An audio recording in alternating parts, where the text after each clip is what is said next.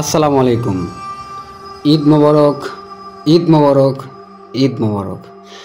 প্রিয় লিসেনার্স, আমি আশা করি আপনারা সবাই অনেক বেশি ভালো এবং সুস্থ আছেন এবং আপনাদের পরিবারের সবার সাথে অনেক বেশি দারুণ একটা সময় কাটাচ্ছেন এই ঈদে।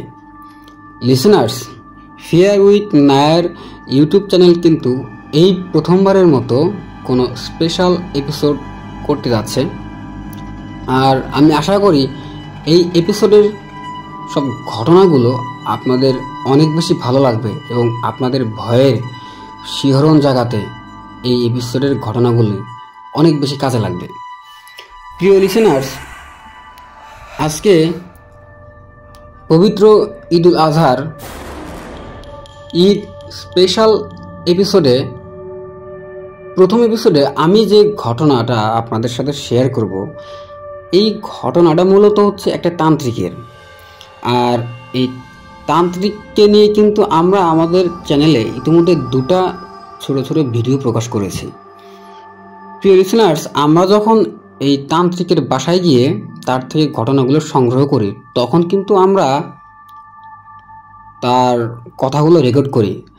আমরা প্রথমে চেয়েছিলাম তান্ত্রিকের এই ঘটনাগুলো আমরা আমাদের নিজের মতো করে বলে আপনাদের সামনে উপস্থাপন করব, কিন্তু পরবর্তীতে আপনাদের সুবিধার জন্য এবং একজন তান্ত্রিকের মুখ থেকে ঘটনা কিভাবে সংগ্রহ করা হয় এই বিষয়গুলো চিন্তা করে কিন্তু তান্ত্রিকের কথাগুলো রেকর্ড করা ছিল, সেই রেকর্ডকৃত অডিও ক্লিপই কিন্তু আমরা আপনাদের সামনে উপস্থাপন করব। আমরা আশা করি এই ঘটনাগুলো আপনাদের অনেক বেশি ভালো লাগবে। লিসেনার্স, এই এপিসোডে একজন মানুষ কী কারণে একজন তান্ত্রিক হয়, কি উদ্দেশ্য, কি কারণ ছিল, আর এই তান্ত্রিকের সাথে ঘটে যাওয়া যে বাস্তব যে অভিজ্ঞতাগুলো সব কিছুই কিন্তু আপনারা এই এপিসোডে জানতে পারবেন। এছাড়াও লিসেনার্স, একজন তান্ত্রিক হতে গেলে কি কি অভিজ্ঞতার সম্মুখীন হতে হয়, কি কি কাজ করতে হয়, কি ধরনের বাধা অতিক্রম করতে হয়, সব কিছুই কিন্তু আপনারা এই ভিডিওতে জানতে পারবেন। প্রিয় লিসেনার্স, যখন এই ঘটনাগুলো আপনারা শুনবেন তখন কিন্তু আপনারা আপনাদের লাইক বাটনে প্রেস করতে ভুলবেন না। আর আরেকটা কথা লিসেনার্স আপনাদের জানিয়ে রাখি, সেটা হলো যেহেতু আমরা তান্ত্রিকের বাসায় গিয়ে এই ঘটনাগুলো সংগ্রহ করি, এই কারণে কিন্তু আমাদের এই এপিসোডে প্রথম 25 থেকে 30 মিনিট কিন্তু সাউন্ড কোয়ালিটি একটু সমস্যা হবে এবং পরবর্তীতে ইনশাআল্লাহ খুব একটা সমস্যা হবে না। তো সমস্যা হওয়ার কারণে আমরা আন্তরিকভাবে দুঃখিত। এরপরেও আমি আশা করি এই এপিসোডটা আপনাদের অনেক বেশি ভালো লাগবে। তো চলুন কথা না বাড়িয়ে লিসেনার্স আমরা মূল ঘটনায় চলে যাই। কবিরাজি করতেছেন, মানে এটা শুরুটা কিভাবে হইলো বা কিভাবে আপনি শুরু করলেন, কার মাধ্যমে? এইটা আসলে আর কি আমার ছোট থেকে এর ভিতরে একটা আপনাদের সময় আছে তো না ভাই? হ্যাঁ, সময় আছে। আমাদেরকে সময় দিয়ে বলতে হবে কিন্তু। আপনি তো মনে হয় বাজারে কাজে যাচ্ছিলেন। বাজারে? হ্যাঁ, অসুবিধা না, ওটা পরে যেতে পারবো। বিরক্তি নেই কিন্তু ভাই, কথা বলা যাবে না। না, বিরক্তি নেই। আমি ছোট থেকে এটার ভিতরে একটু আকর্ষণ ছিল আমার। কি মনে করে আপনার এটাতে আকর্ষণ চলে আসলো? আকর্ষণ ছিল এইভাবে, আমার ফ্যামিলিটা এমন ফ্যামিলি, কবিরাজের দ্বারস্থ বেশি। ভাই আপনার নাম কত? আমার নাম শরীফ। শরীফ ভাই। হ্যাঁ, বয়স কত করতেছে ভাই? আমার বয়স রানিং 20। তো ওনারা কবিরাজের দ্বারস্থ বেশি হইতো, তো অনেকে অনেকভাবে ঠকাইতো, বা আমি অনেক জায়গায় যাইতাম। যেমন আমার একজন ওস্তাদ আছে, আমার কিন্তু 120 জন ওস্তাদ। 120 জন কীভাবে সম্ভব? তার কারণ হইলো একজনের কাছ থেকে একটা জিনিস শেখা যায় না। যেমন আমি প্রেত শাস্ত্রে দীক্ষা নিচ্ছি, আমি কিন্তু কবিরাজি করি না, আমি একজন তান্ত্রিক। মার্গ হইলো 4টা। এক, শেষরা যেগুলা কবিরাজ, এরা 2-1টা জিনিস সাধনা করে, এর মাধ্যমে কাজ করা।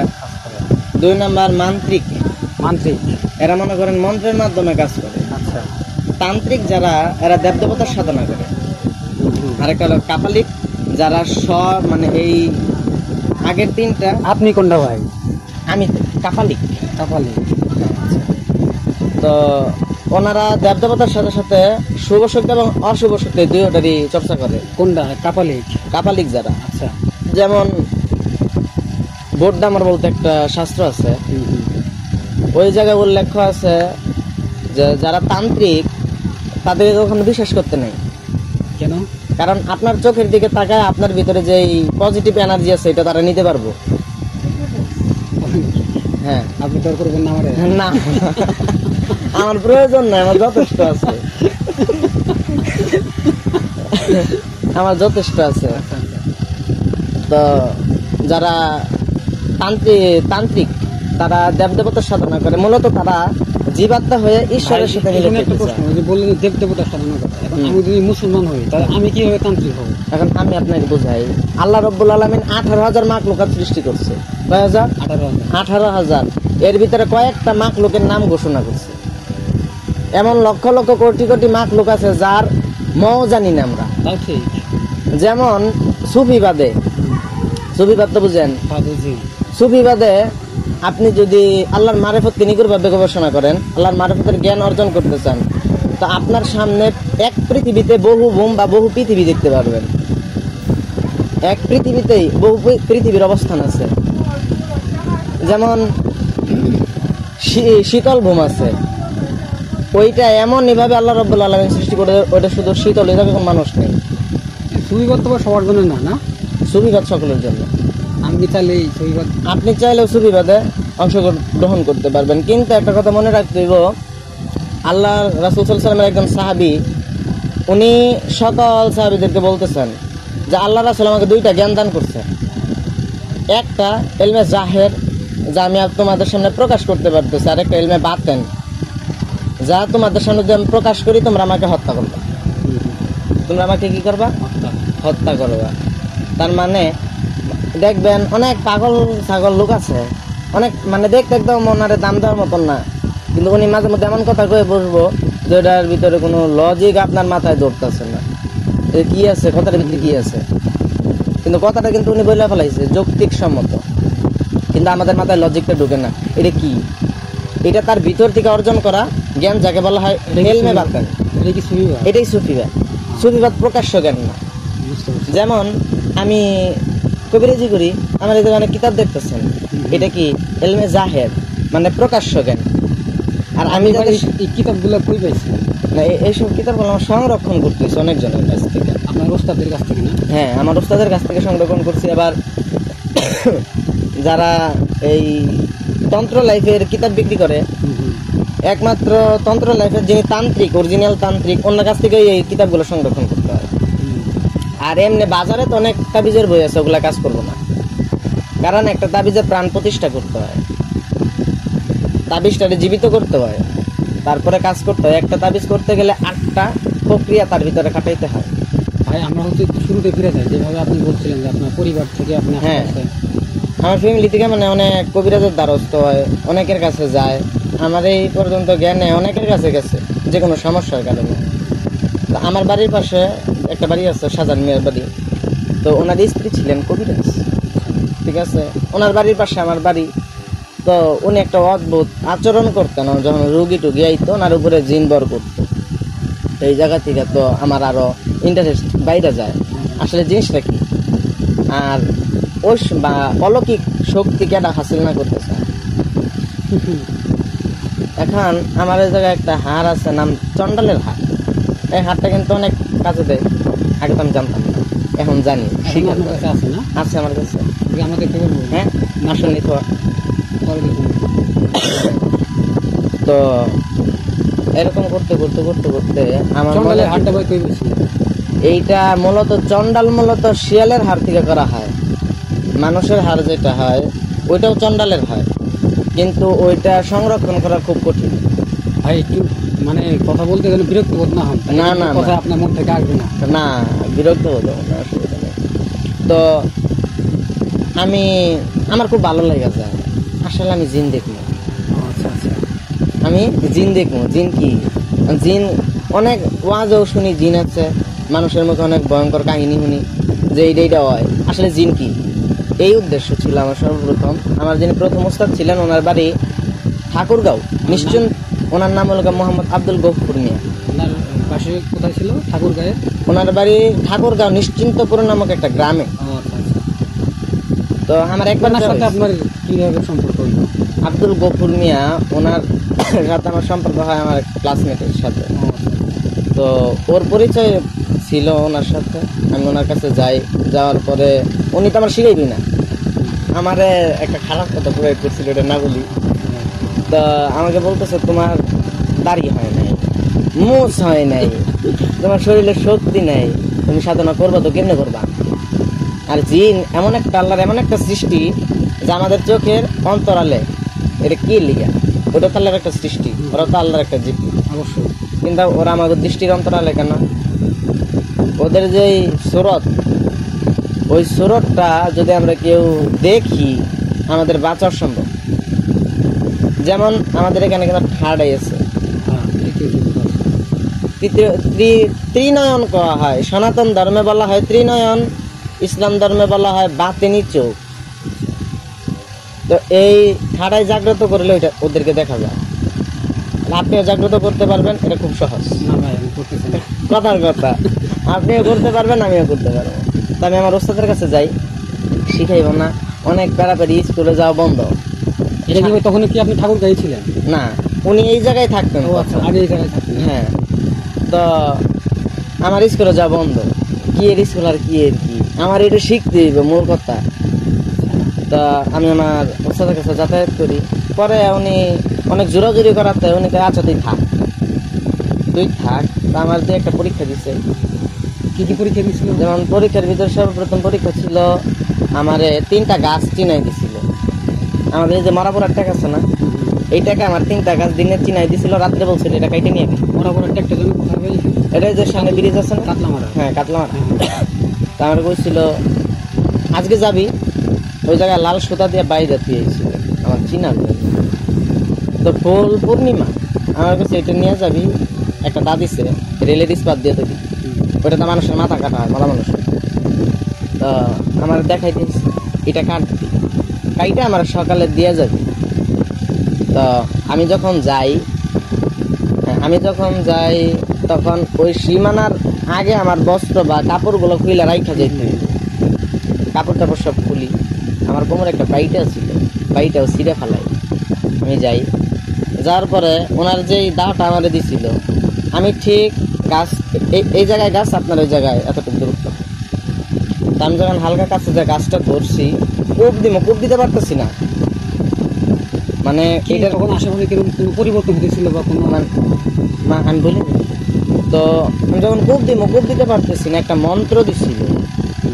মন্ত্র হলো এটা গাছ জাগানোর মন্ত্র, যে জাগ গাছ, তুই যে মতের গাছ, তুই সে মতের জাগ, তোরে যে কাজে লাগাই তুই সে কাজে লাগ।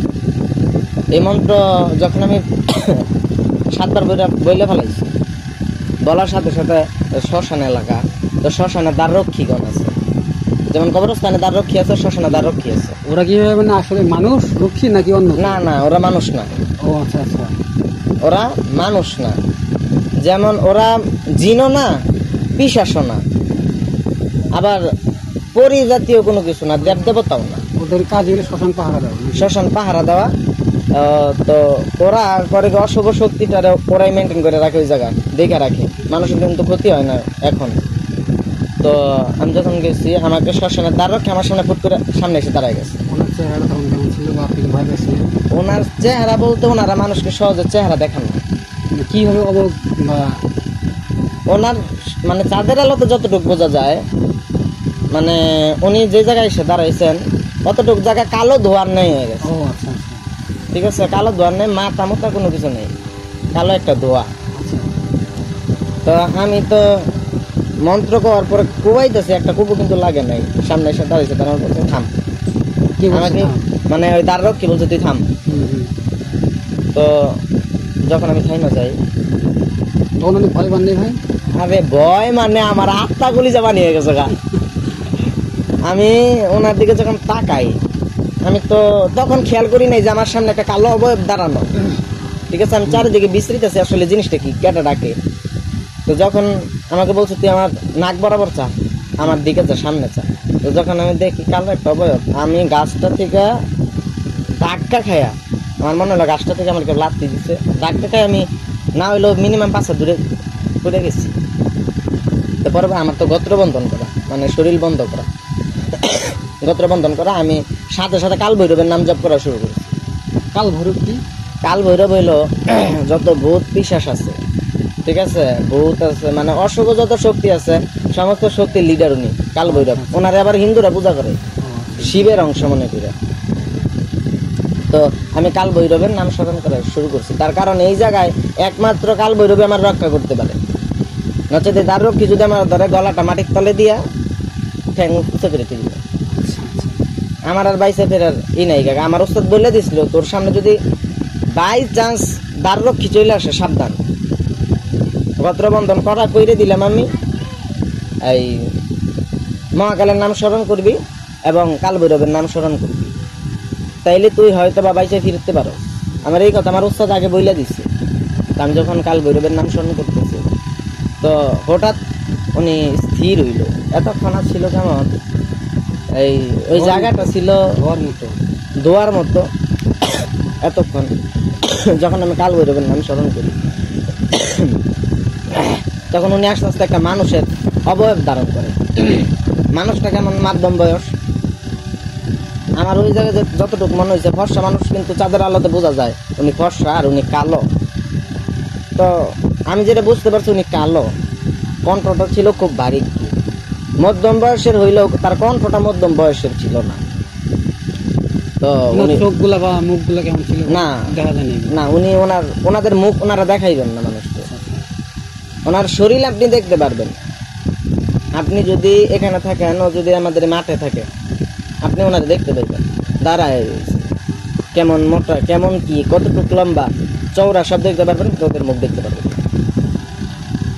কারণ ওই যে বললাম, আমাদের ঠাটাই জাগ্রত না করা থাকলে ওদের সম্পূর্ণ দেখা যায় না। তো পরবর্তীতে আমার বলতেছে, থাম, কিসের জন্য আইসস? বাবা আমি গাছ কাটতেছি। আমি তখন তারা বাবা বলে সম্বোধন করি, যেও তার এটা নিয়মের ভিতরে পড়ে বাবা বলে সম্বোধন করা। বাবা আমি গাছ কাটতে আসছি। তো তখন উনি আমাকে বলছিলেন, গাছ তো কাটা যাইব না, গাছের একটা ডাল নিয়ে যা। গাছটা তো এতটুকু মোটা ছিল, গাছের ডাল নিয়ে যা। তো পরবর্তীতে আমি বললাম, হ্যাঁ দেন, ডালই দেন। উনি ডালটা আমার থেকে আরো 3 হাত দূরে ফেলাইছে, কারণ আমার 2 হাতের ভিতরে কেউ আসতে পারবে না, কারণ আমার শরীর বন্ধ করা। তো ডাল ফেলাইছে, ডাল নিয়ে উস্তাদের কাছে গেছি। তো উস্তাদ দিকে তো অবাক হয়ে গেছে, প্রায় ফজরের আজান দেওয়া সময় হয়ে গেছে। এই সময় আমি উস্তাদের কাছে গেছি, উস্তাদ ঘুমাই রয়েছে। ওইখান থেকে বিরিয়ানি নিলেন কিভাবে বা কি বলে বিরিয়ানি? না, ওই জায়গায় কোনো আর কর্ম নাই। ওই জায়গায় যদি আমি একটা কথা কই, আমার মেরে লেগে। আসার সময় কোনো ধরনের সমস্যা হয়নি? আসার সময় সমস্যা হয়েছে কি, তো আমি যখন রাস্তায় উঠছি তখন 3 বার আমার মার কণ্ঠ পাইছি। 3 বার আমি আমার মার কণ্ঠ পাইছি। কি বলছে? যে শরীফ দাঁড়া, আমি এই জায়গায় আছে, আমার নিয়ে যা। আমি তো জানি আমার মা এনে নেই। আর ওই সময় মানে শরীর এতটা হিম হয়ে গেছিল আমার। আর আমি যে কাপড়ে পরবো আমার ওইটা মনে নেই, কাপড়ের জায়গায় ফালাইতে ওষুধের দিচ্ছিল। তো ডালটা কোনো রকম হাতে নিয়ে আমি মানে পুরো শরীর আমার কাঁপতেছে, আমি এমন ভয় পেয়েছি। তো কাপা সত্ত্বেও আমি নিয়ে যাই দিছি। তারপরে আমার ওস্তাদ ঘুমাইছিলেন, ডাক দিছি, উঠছে। ওঠার পরে তো আমার অবস্থা এটা দেখে একটা ওড়না দিয়েছেন, এই যে লাল শালু কাপড় দেখতেছেন না, এরকম ওড়না, কিন্তু এটার উপরে এই নকশা লেখা, তন্ত্রের কিছু ক্রিয়া করা হয় ওই ওড়নাগুলো দিয়া। তা আমারে দিছে। তারপরে আমি নিলাম, ওইটা পেঁচাইলাম। পেঁচানোর সাথে সাথে একটা জিনিস অনুভব করলাম, আমার শরীর এতক্ষণ ভার ছিল। আর আমি যখন ওড়নাটা গায়ে দিছি বা ওই তন্ত্রের যে কাপড়টা আছে ওইটা যখন আমি গায়ে দিছি, সাথে সাথে আমার শরীর ভারটা কমে গেছে। তো ওস্তাদের ডাল দিছি, ওস্তাদের সেই খুশি, কারণ উনি আরো 3-4 জন তার কাছে আইছে, তারা নিতে পারে করতে পারে। হ্যাঁ, আমার এমন একজন লোক, আমার মানে আছে ভবানীপুর বাড়ি, উনি এই ডাল আনতে যায় এখনো পর্যন্ত পুরো শরীরের অর্ধেক অবশ প্যারালাইসিস হয়ে গেছে। তার মানে আপনার ওস্তাদ খুব খুশি হয়েছে আপনার? হ্যাঁ, আমার ওস্তাদ সেই খুশি। আচ্ছা বাবা তুই শিখতে পারবি। আমার ওস্তাদ ছিলেন শর্ট কর্মের, মানে জিন টিন দিয়ে একটা সাধনা করতো, বা জিনের বাদশাদের সাধনা করা ছিলেন ওনার। তো উনি জিন নিয়ে বেড়ে থাকতেন। ভালো কাজ করতো না খারাপ করতো? এখন কবিরাজের কোনোই নেই। কবিরাজের ধর্ম আসলে মূল যে কবিরাজ, তার ধর্ম হইল মানুষের সেবা করা, তাইলে তার শক্তিগুলো বৃদ্ধি পাইব। আর মান্ত্রিকের ধর্ম হইল মানুষের ক্ষতিও সাধন করা, আবার মানুষের উপকার করা। তার কারণ তার মন্ত্রের কিছু কিছু দিক আছে, ওই দিকের কারণে মানুষের ক্ষতি, আপনি ভালো চাইতে যাইবেন ক্ষতি হয়ে যাইবে, কারণ ওইটা মন্ত্রের ধর্ম। আর যারা তান্ত্রিক এরা মনে করেন সচরাচর মানুষের সবসময় উপকার করে, ক্ষতি করে না। আর যারা মান্ত্রিক যারা কাপালিক, আমি যেমন কাপালিক এই তন্ত্রে দীক্ষিত, তো যারা কাপালিক তারা এগুলা বাঁচছে না। হ্যাঁ, যার আমার মূল কথা হইল আমার যেটা আমার সামনে আমার ওইটাই করতে হইল। যেমন ধরেন আপনি আমার কাছে আসছেন একটা কাজ নিয়ে, আমি যখন আপনার চোখ সই তাকামো তখন কিছু কাজ আছে, মন্ত্র আছে, ওগুলা পাঠ করলে আমি আপনার ভিতরের মানে এই কাজটা করা ঠিক হইব কি হইব না এটা আমি নিজে বুঝতে পারবো। যদি ঠিক না হয়, যারা আমার আরাধ্য আছে, আমি যাদের সাধনা করছি, তো তারাই বলবো ওনাকে ফেরত দাও। মান্ত্রিকের বিষয়টা হলো এরকম। আর এখানে এই জগতের ভিতরে অনেক রকমের শক্তি আছে, শক্তির প্রভাব আছে। যেমন বাক্যসিদ্ধি নাম শুনছেন না? বাক্যসিদ্ধি অর্থ হইল, এটা সনাতন ধর্মের সবচেয়ে বেশি প্রচলিত। যেমন তন্ত্রের গুরু ছিলেন বামাখ্যাপা, মাতারার মানুষ বেটা।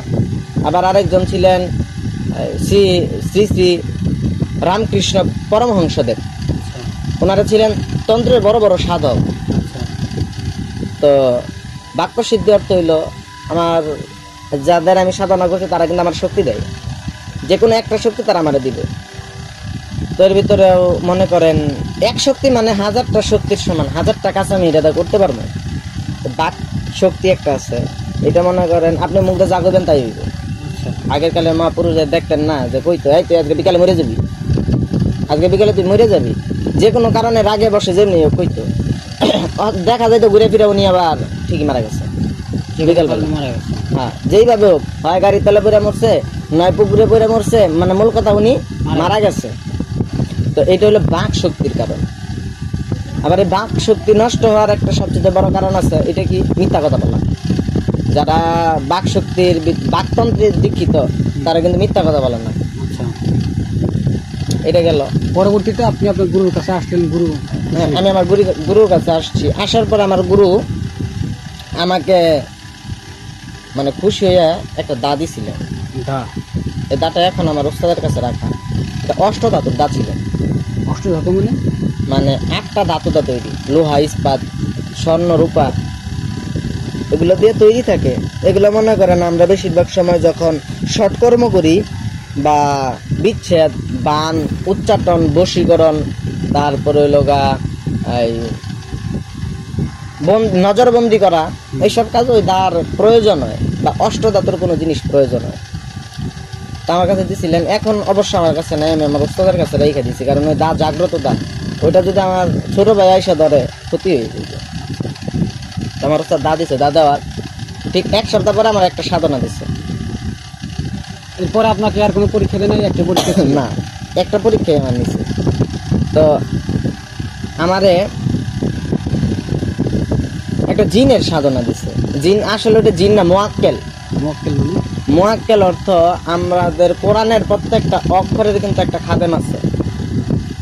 আলিফের খাদেম 70,000 মোয়াক্কেল ফেরেশতা, বায়ের খাদেম 13 জন মোয়াক্কেল ফেরেশতা, আবার মিমের খাদেম আমার রাসূল পাক সাল্লাল্লাহু আলাইহি ওয়াসাল্লামের ইজ্জতের খাতিরে আল্লাহ রাব্বুল আলামিন 13 লক্ষ মোয়াক্কেলকে মিমের খাদেম দিছে। সুবহানাল্লাহ।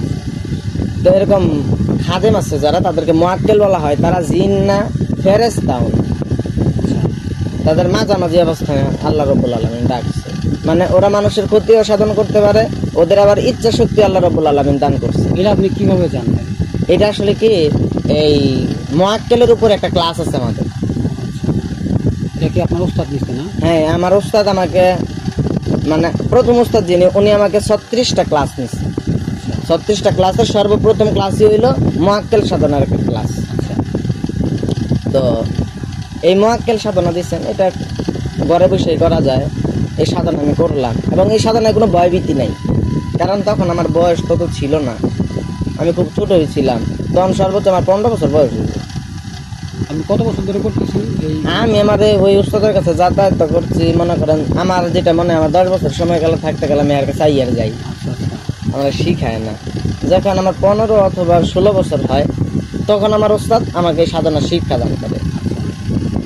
তো আমি 7 দিনের একটা সাধনা দিলাম, সাধনাটা করলাম, আলহামদুলিল্লাহ সাকসেস হইলাম। আর এটাতে কোনো ভয় নাই। আপনি যদি সাধনাটা কেমন ছিল? সাধনাটা ছিল মনে করেন 5 ওয়াক্ত নামাজের পর একটা ওজিফা ছিল, আচ্ছা যেমন মন্ত্রটা ছিল এরকম, আলোসিন আলোসিন তাকারসিন তাকারসিন লৌসিন লৌসিন। এটা ছিল তাকে আহ্বান করার মন্ত্র বা আজিমাত বলা হয়। তো আমি যখন 5 ওয়াক্ত নামাজের পর এটা করতে হয়, সর্বোচ্চ 7 দিন ডেট, সর্বনিম্ন 3 দিন। আমার অবশ্য 4 দিনের মাথায় হয়ে গেছে, তো আমার 7 দিন আমল চালাই যেতে হয়েছে। তো ওনার কাছ থেকে আমি 36টা ক্লাস পাইছি এবং একটা সাধনা পাইছি, আমি আর ওনার কাছ থেকে কিছু পাইনি। তারপরে এই একজন ওস্তাদ আছেন আল্লাহর ওলি, যাকে আল্লাহর ওলি বলা যায়, যাকে আল্লাহ রাব্বুল আলামিন নিজে শিক্ষা দান করে। ওনার কোনো পীর নাই, ওনার কোনো শিক্ষক নাই। ওনার হ্যাঁ শিখে ওনার নাম সাইফুল্লাহ মানসুর আবিদ, আশা কোথায় ছিল? ওরফে আব্দুল রহমান। হ্যাঁ, এটা কি আপনার ওস্তাদ ছিল? উস্তাদ বলতে আমি কোনোদিন ওনার পরশ পাই নাই, আচ্ছা সামনে দেখিও নাই। তো কি হয়েছে আমি বলি। তো এই 36টা ক্লাস করার পরে তন্ত্রবিদ্যা, এই কবিরাজি বিদ্যা হালকা তো জানি, হালকা যতটুকু জানছি এতটুকু আমি বাদ বাকি কাছে যদি না করি ওগুলা দিয়ে আমি সারা জীবন চলতে পারবো। তো ওনার দেখা পাই আমি এই 20 সাল, আবার কিভাবে মোবাইলের মাধ্যমে। আমার একজন গুরু ভাই ছিলেন, তো উনি এসব নিয়ে চর্চা করেন, ইউটিউবের ভিতরে সবচেয়ে ভালো কার কার ভিডিও আছে। তো আমি অবশ্যই ইউটিউবের বিদ্যা বিশ্বাসী না, তার কারণ আমি বিদ্যা জানি, আমি আমার গুরুমুখী বিদ্যা জানি। আর ইউটিউবে যে বিদ্যাগুলো দেওয়া হয় তার ভিতরে 1000%-এর ভিতরে এই 900% বিদ্যাই ভুল, আর 100% বিদ্যা যা আছে ওগুলা মনে করেন সঠিক নিয়ম দেওয়া থাকে না, তার কারণে সাধকের ক্ষতি হয়ে যায়। তো যারা এইসব শিখতে চায়, আমি মনে করি একজন ওস্তাদের কাছে যায় শিক্ষা গ্রহণ করে ভালো। তো আমি যখন ওই লোকের আর কি চ্যানেলটা পাই, ওনার চ্যানেলের নাম হলো 23 মাটি জাদুর দুনিয়া। তো ওই জায়গার ভিতরে উনি সম্পূর্ণ ইসলাম ধর্ম মোতাবেক সাধনার শিক্ষা দান করে। তো আমি ওনার কাছ থেকে একটা জিনিস সাধনা এই শিখছি, ওনার কাছ থেকে অনুমতি নিয়েছি বা এজাজত নিয়েছি হোয়াটসঅ্যাপের মাধ্যমে। তো ওনার কাছে কোনো মানে হাদিয়া দিতে হয় না, আমার ওস্তাদের কাছে যেমন হাদিয়া দিছি আমি আমি আজ পর্যন্ত কোনো হাদিয়া দিই নাই। তো আমি একটা পরিসাধনা শিখি ওনার কাছ থেকে, এইটাই ওনার কাছ থেকে, এটা আমার শিক্ষা শেষ। তারপরে আমার একজন ওস্তাদ আছে, ওনার নাম আমি না বলি, তো বললে কোনো সমস্যা না, উনি গুপ্ত সাধক, ওনার নাম করা যাবে না। তো আমি ওনার কাছ থেকে 24টার মতন সাধনা শিখি। তার ভিতরে তন্ত্র সাধনা, কাপালিকের কাপ সাধনা যাকে বলা হয়, সর্ব ঊর্ধ্বের সাধনা। এই সাধনা সাধারণ কোনো কবিরাজ জানে না, এই সাধনা সাধারণ কোনো কবিরাজ জানে না। এই সাধনা করতে হইলে নরমুণ্ডের উপরে বইসে সাধনা করতে হয়, মানুষের মাথার উপরে বসে। আপনি করছেন? হ্যাঁ, ওইগুলো সাধনা করা হয়ে গেছে। কারণ আমার যদি উস্তাদ যদি চৈতন্য হয়, ওনার ভিতরে যদি শক্তি থাকে, উনি আমাকে ওনার শক্তিতে শক্তিবান করে দিতে পারবে, তখন আমার ভিতরে ভয় থাকবো না। আর যদি আমার উস্তাদ যদি আউল ফাউল হয়, আমার উস্তাদের যদি কোনো গুণ ক্ষমতা না থাকে, তাহলে মনে করেন আমি সাধনায় সাকসেস হইতে পারবো না, অথচ আমার ওই জায়গায় মৃত্যুবরণ করতে হইবে। যেমন আমার উস্তাদের কাছে সর্বপ্রথম আমি দীক্ষা নিই তারা সাধনায়, তারা মন্ত্রে, তারা শক্তি মন্ত্রে দীক্ষা নিই বামাচারে। আমি যখন বামাচারে দীক্ষা নিই, আমি তো মুসলমান, আমার উস্তাদ ছিলেন হিন্দু। এটা বাবা আমার শিরোনি লাগবো, তারা হোক যেটাই হোক, আমি মানি তো এক আল্লাহরে। আমার হিসাব মোতাবেক ওনারে তো আল্লাহই বানাইছে, উনি তো সৃষ্টির বাইরে না, উনি মানুষের খারাপ করেন না, মানুষের উপকার করেন। দেবী তারা কখনো বলেন নাই তোমরা আমার পূজা করো, উনি কখনো বলেন নাই আমার পূজা করো। আমার এই জায়গায় আসন আছে না, কিন্তু আমার এই জায়গায় পূজার কোনো নৈবেদ্য দেখেন, ঘট, তারপরে আর অনেক কিছু আছে যে যার মাধ্যমে পূজা হয়। আসলে কিন্তু এই সমস্ত কোনো এই মানে পূজার ভিতরে ওনারা বলেন না যে তোমরা আমার পূজা করো, এটা মানুষ যে কোনো একটা কালক্রমে এটা অন্য ইতিহাস। তো আমার ওস্তাদের কাছ থেকে আমি যখন তারামন্ত্রী দীক্ষা নেই, তারা সাধনা সবচেয়ে কঠিন সাধনা, তারা এবং কালী সাধনা। সাধনার জগতের ভিতরে সবচেয়ে কঠিন সাধনা হলো এই দুইটা। আপনি সাধনা করছেন না?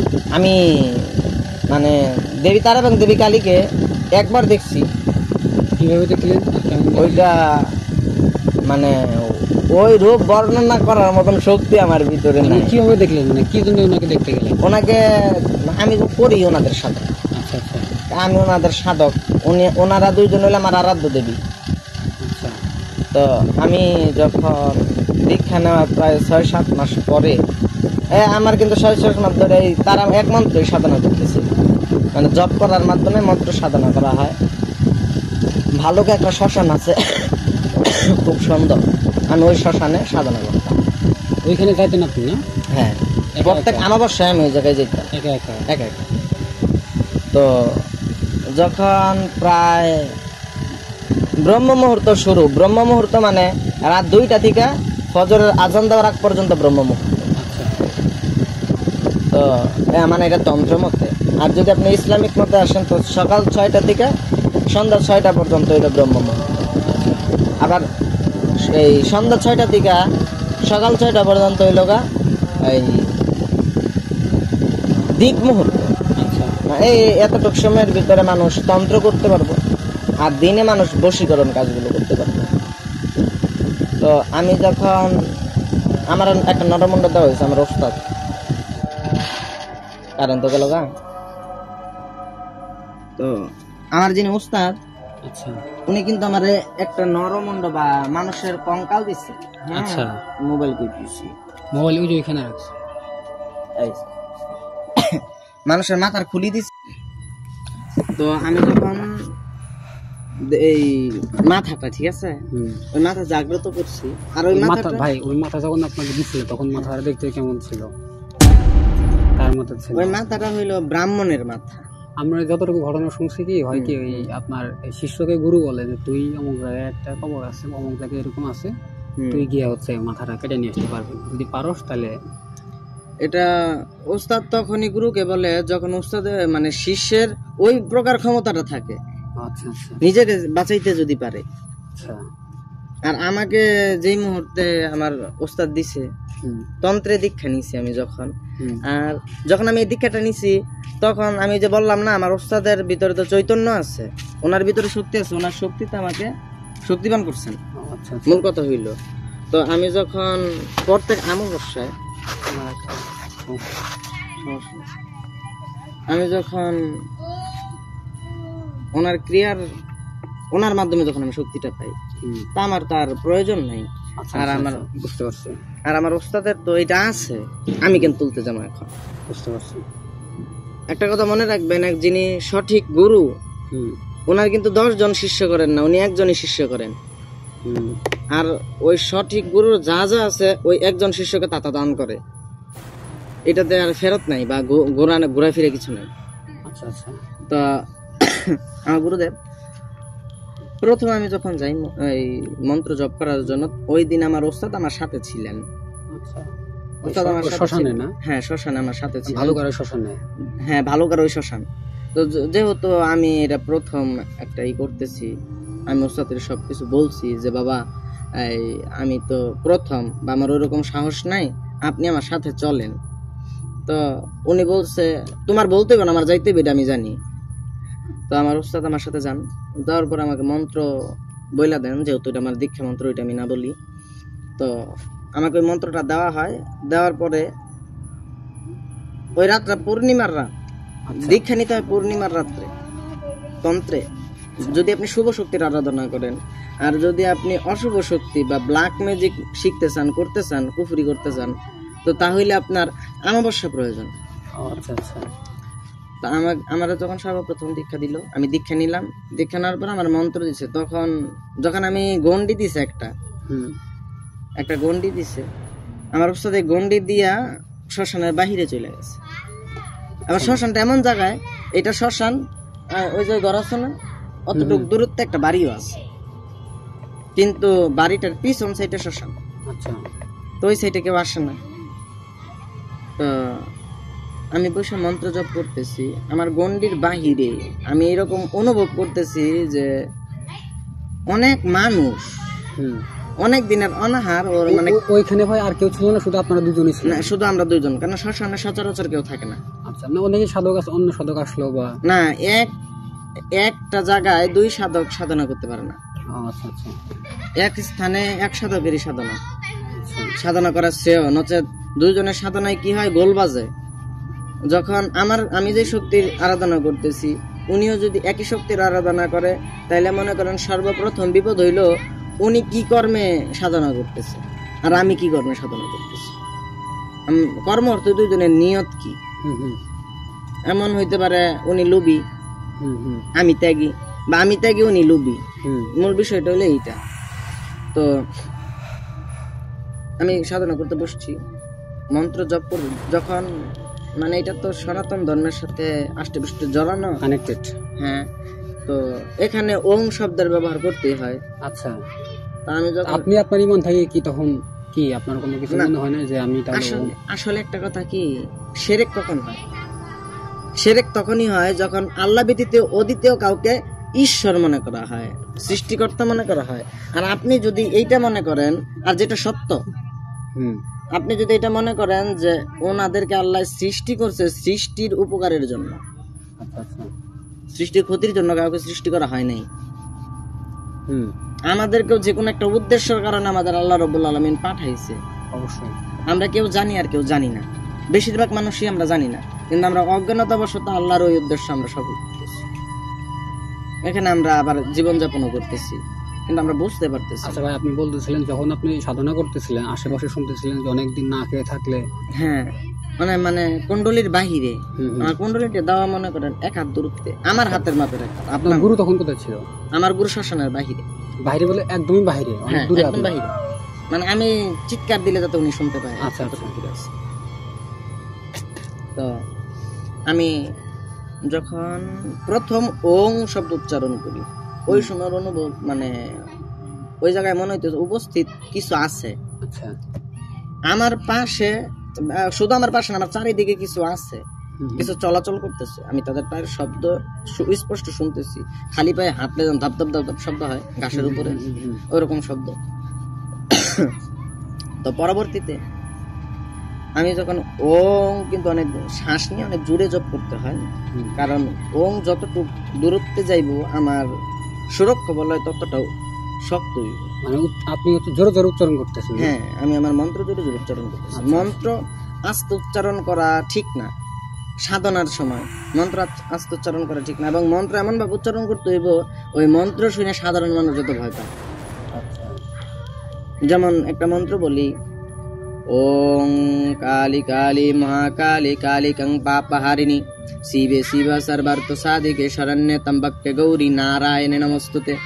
এগুলো বললে সমস্যা হবে না তো? সমস্যা বলেন না না না, এখন কোন মানে এটা তো কোনো নিয়ম করে জপ করি নেই।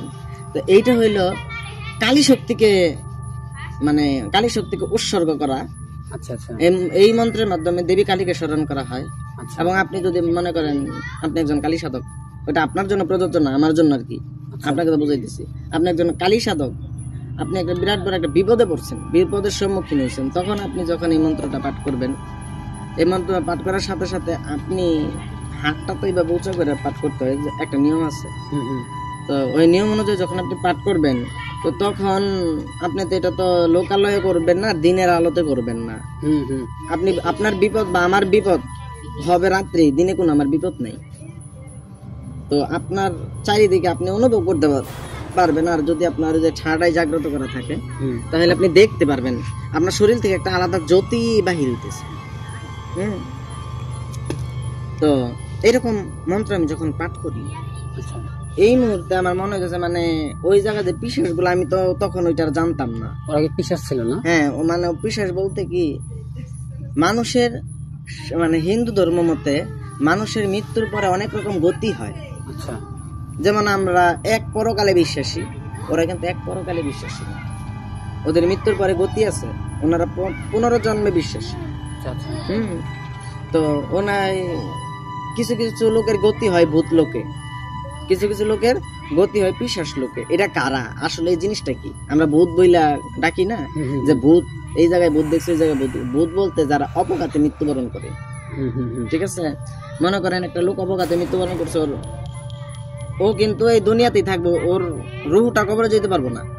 ওটা যেই হোক, হিন্দু হোক আর মুসলমান হোক, ওরা যদি পোড়া হয়, অগ্নি সমাধি করা হয়, তাহলে ও কিন্তু দুনিয়াতে ঘোরাফেরা করবো। তো আর আপনার আর আমার যে কারিন হামজাত আছে, কারিন জিন, এই কারিন জিনটা তখন খুব বলবান হয়ে যায়। তখন যখন একটা মানুষ অপঘাতে মৃত্যু হয়, ফাঁসি নেয়, অ্যাক্সিডেন্ট করে, বিষ খায়, তো আমাদের কারিন জিনের শক্তিটা বাইরে যায়। আচ্ছা, তো যখন আমাদের একটা জিনিস মনে রাখবেন, মানুষের রুহের মুক্তি আছে, একটা না একটা সময় তার রুহের একটা গতি হয়। আল্লাহ রাব্বুল আলামিন যে কোনো একটা মহাপুরুষের মাধ্যমে তার গতি করে।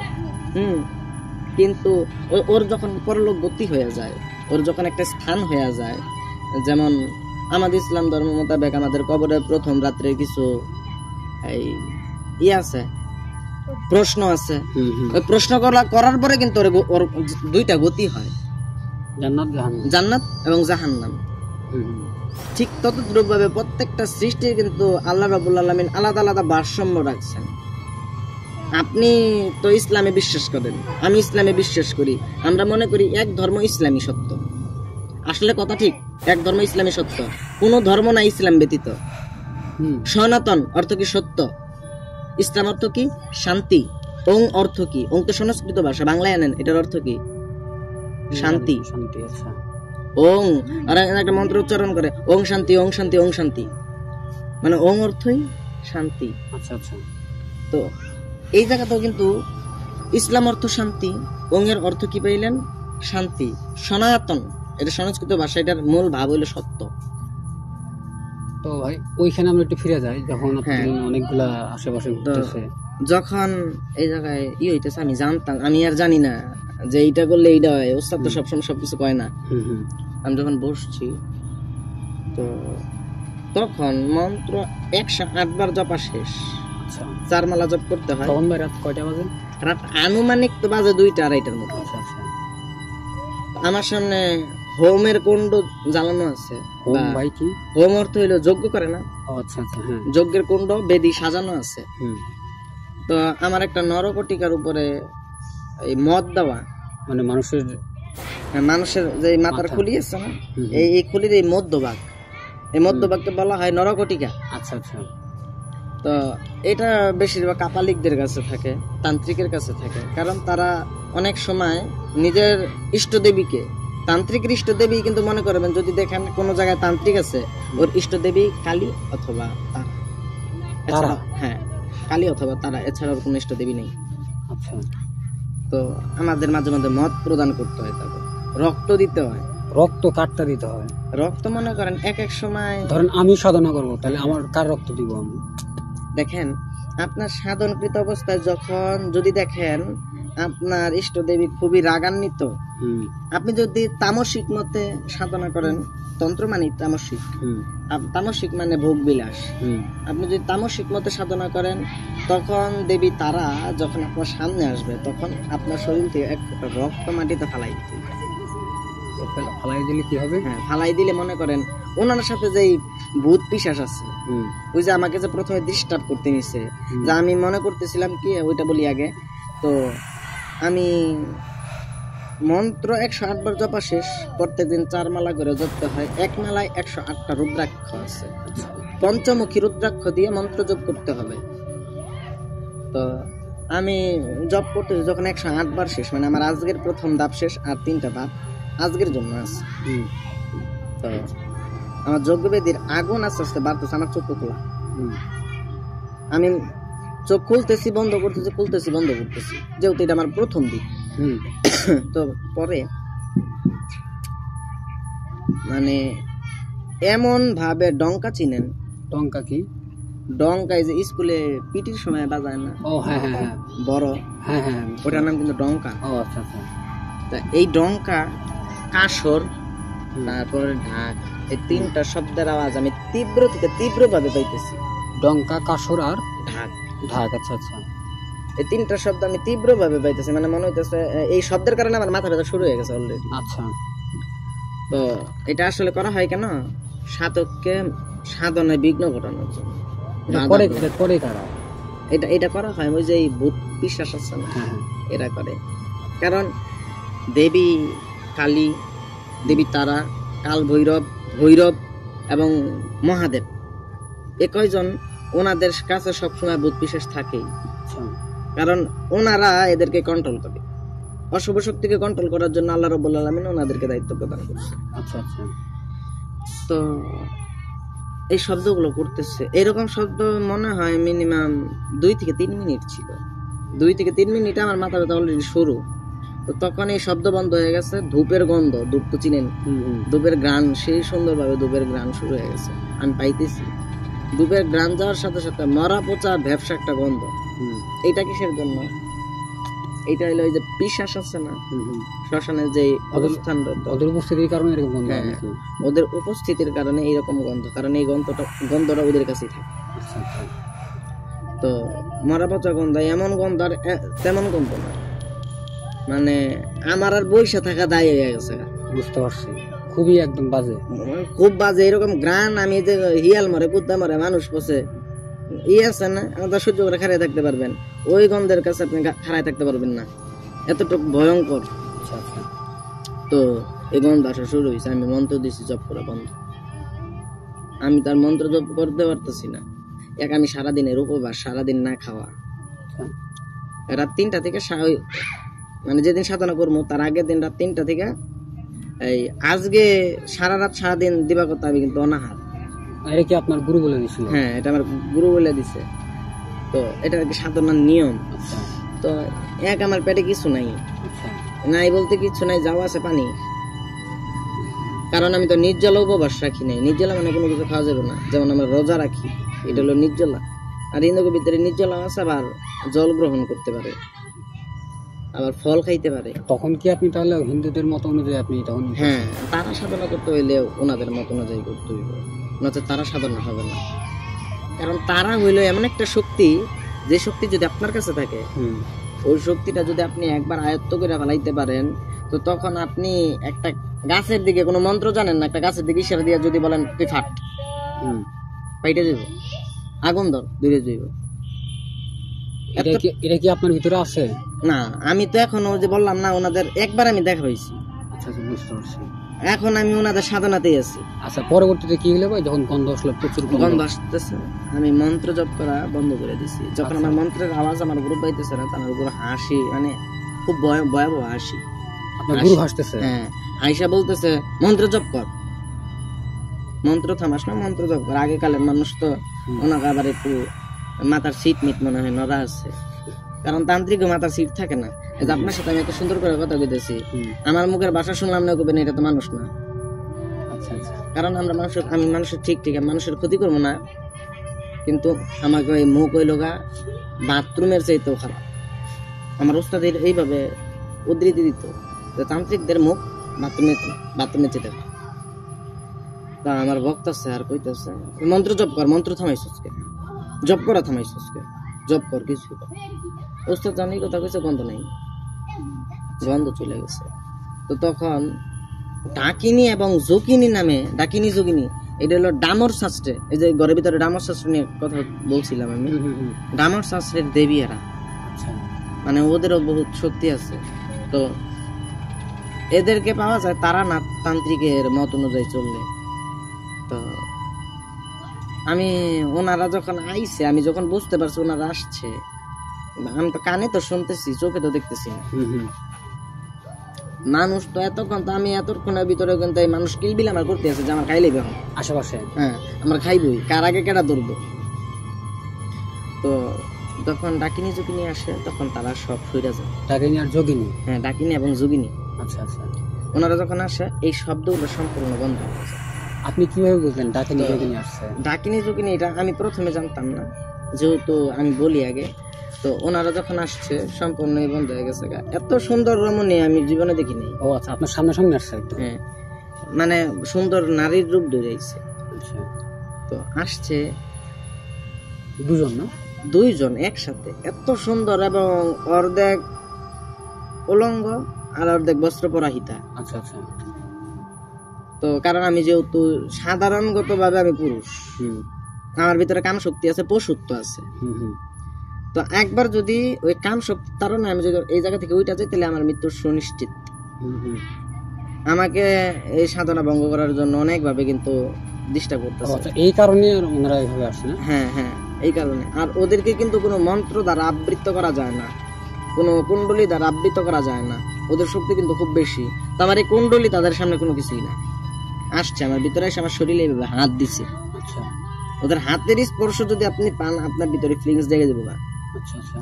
আর আমার উস্তাদ ওই সাইড থেকে কইতেছে সাবধান, আসন ছেড়ে উঠবি না। এই মুহূর্তে আমার উস্তাদ বলতেছে সাবধান, আসন ছেড়ে উঠবি না। তো আমি তো এমনি ছোট মানুষ, 2 নাম্বার নিজের তো ওই রকম ভাবে কন্ট্রোল করা আমি জানি না। আমি জানি আপনার পক্ষে সম্ভব না, মানে যেইভাবে আইসে আমি খালি দেখাইতে পারতাছি না, সোজা কথা।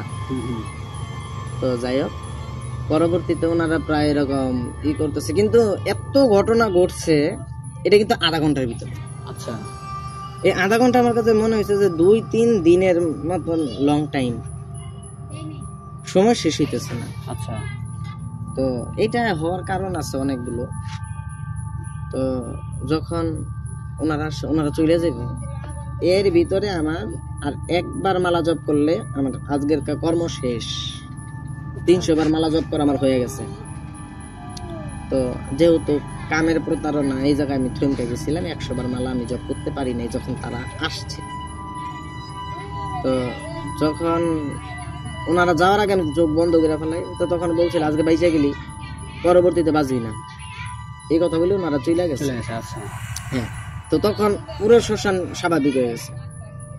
আমি আবার মন্ত্র ওই 100 বার আমার বাকি ছিল। আচ্ছা, ওনারা আসলে কেন আপনাকে সাধারণ ওনারা ক্ষতি করতে চাইছিল কেন? এখন দেখেন, এই জায়গাটা কিন্তু ওনাদের। আচ্ছা, ওনাদের এই জায়গায় বসে ওনাদের ইষ্ট দেবীকে আমি নিয়ে আসতেছি। তারপরে এমনি হেমনে না, মন্দিরে ওরকম ডাকে, মা মা পায়ের ভিতরে হত্যা বইরে থাকে না, আর মূর্তির সামনে আইয়া দেখা দেয়। হ্যাঁ, মানে মা মা কইতে কইতে কানতে কানতে মরে জায়গা। কোনোদিন দেখছেন এক মন্দিরের ভিতরে কালি এমনি জিব্বা টুব্বা বাইর করে খাড়াই দিচ্ছে? দেখছেন কোনোদিনের মূর্তি? তো মূর্তি ওই আছে। আরে এত ভক্তি ভাবে ডাকার পরেও উনি আসে না, কিন্তু আমি ওর মন্ত্রের মাধ্যমে বাধ্য করতেছি আমার সামনে আসতে। ওই সে আমার জিগাইব না, তোর এমন কি ইমার্জেন্সি? মানুষে আমার ভক্তি করতে করতে মরে জায়গা, জীবন ত্যাগ করে দেয় ভক্তি মার্গে, আমার দর্শন পায় না। আর তুই কি এমন প্রয়োজন যে তুই আমার ডাকলি আমার সামনে? তোর সামনে আমার আইতে হইল। তো আমার থামানোর জন্য ওই কিন্তু এদেরকে পাঠায়। আর 2 নাম্বার কারণ হলো, যখন শ্মশান জাগানো হয়, শ্মশান জাগানো মানে এই শ্মশানে যতগুলো মানুষকে পোড়ানো হয়েছে, এই সমস্ত মানুষ মনে করেন গতি হয় না, ওদের কোনো গতি নেই।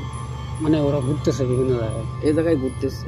আচ্ছা, তো সনাতন এটা কি প্রত্যেকটা সনাতন ধর্মের মানুষেরই নাকি? প্রত্যেকটা সনাতন ধর্ম, একমাত্র যারা মহাপুরুষ, যারা মানে জীবাত্মা হয়ে পরমাত্মাকে চিনে। আপনি মানুষ, আপনি জীবাত্মা, আপনাকে যিনি সৃষ্টি করছেন তিনি পরমাত্মা, যাকে খ্রিস্টান ধর্মে পরম পিতা বলা হয়। তো যারা মহাপুরুষ একমাত্র তারাই মুক্তি লাভ করে, নতুন সাধারণ মানুষের মুক্তি লাভ করা সম্ভব না। কারণ ওনাদের অনেক রকম অনেক কর্ম আছে, দেখবেন ওরা ধর্ম মানে না। ফারজান এদিকে আসো তো। তো আমার ওই দিনে কর্ম শেষ, ওই দিনের শ্মশানে একদম ঠান্ডা পানি নিয়ে এসো, পানি খাও। স্তব্ধ হয়ে গেছে। শ্মশান এত সুন্দর হয়েছে, আর এত সুন্দর গ্রান বার হয়েছে মন্দিরের ভিতর থেকে, খোয়ার বাইরে মন্দিরের ভিতর থেকে। হ্যাঁ, খুব সুন্দর একটা গ্রান বার। হ্যাঁ, আচ্ছা। তো আমার যখন কর্ম শেষ, এই কর্মটা শেষ হইলে আমি আমার শক্তিটা একটু হইলেও আয়ত্ত করতে পারছি কিনা তার জন্য একটা জবা ফুল আমার সামনে দিয়ে যাবে। কে দিয়ে যাবে? মানে আমি যে শক্তির উপাসনা করতেছি, যে শক্তিকে আমি ডাকতেছি। আচ্ছা, তো এই জবা ফুল আপনার এই শক্তিটা ডাকার উদ্দেশ্য কি ছিল? ডাকার উদ্দেশ্য বলতে কি, আমি তারে চাই। আপনি কি করবেন? কেন তাকে চাইতেছেন? এখন দেখেন, বিনা লাভে কেউ তুলার বস্তা হবে না। আচ্ছা, আপনার লাভটা কি ছিল? আমার লাভ অনেক লাভ আছে না। যেমন আমার কাছে একটা মানুষ এলে তার কাছে কন্ট্যাক্ট দিয়ে বই থেকে আমার 20,000 টাকা দাম লাগবে। আচ্ছা আচ্ছা আচ্ছা। টাকা ছাড়াই দুনিয়া অচল। আপনি যত বড় আল্লাহর ওলি হন গা, আপনার বাইচা থাকতে হইলে টাকা লাগবে। আচ্ছা আচ্ছা। আর আমার যদি টাকা লাগে, টাকা আনার ব্যবস্থা করতেই হবে। তা আমার মূল উদ্দেশ্য হলো মানুষ কবিরাজি করবো, এটা আমার যে করলাম না শুরু থেকে সব, আমার কবিরাজি করবো লাগবে। তো একটা জবা ফুল দিয়ে গেছে, চোখ খোলার আগে। কেমনে আসলো জবা ফুলটা? এটা কিভাবে আসছে এটা আপনারা দেখাইবো না বা আমারও দেখাইবো না, এটা ওনাদের কর্মশেষ, মানে ওই শক্তিটা আমার যা এত হয়েছে তার একটা চিহ্ন স্বরূপ একটা জবা ফুল আমার সামনে ফালাইতে যাবে আমার চোখটা খোলার আগে। হ্যাঁ, ডাকিনি যোগিনী যাওয়ার পর তো জবা ফুল দিয়ে গেছে আমার গুরু। তথাপি জাস্ট যখন আমার কাছে এমনি আনছসকে বোতল উদ্যানম জান না হ্যাঁ তো না,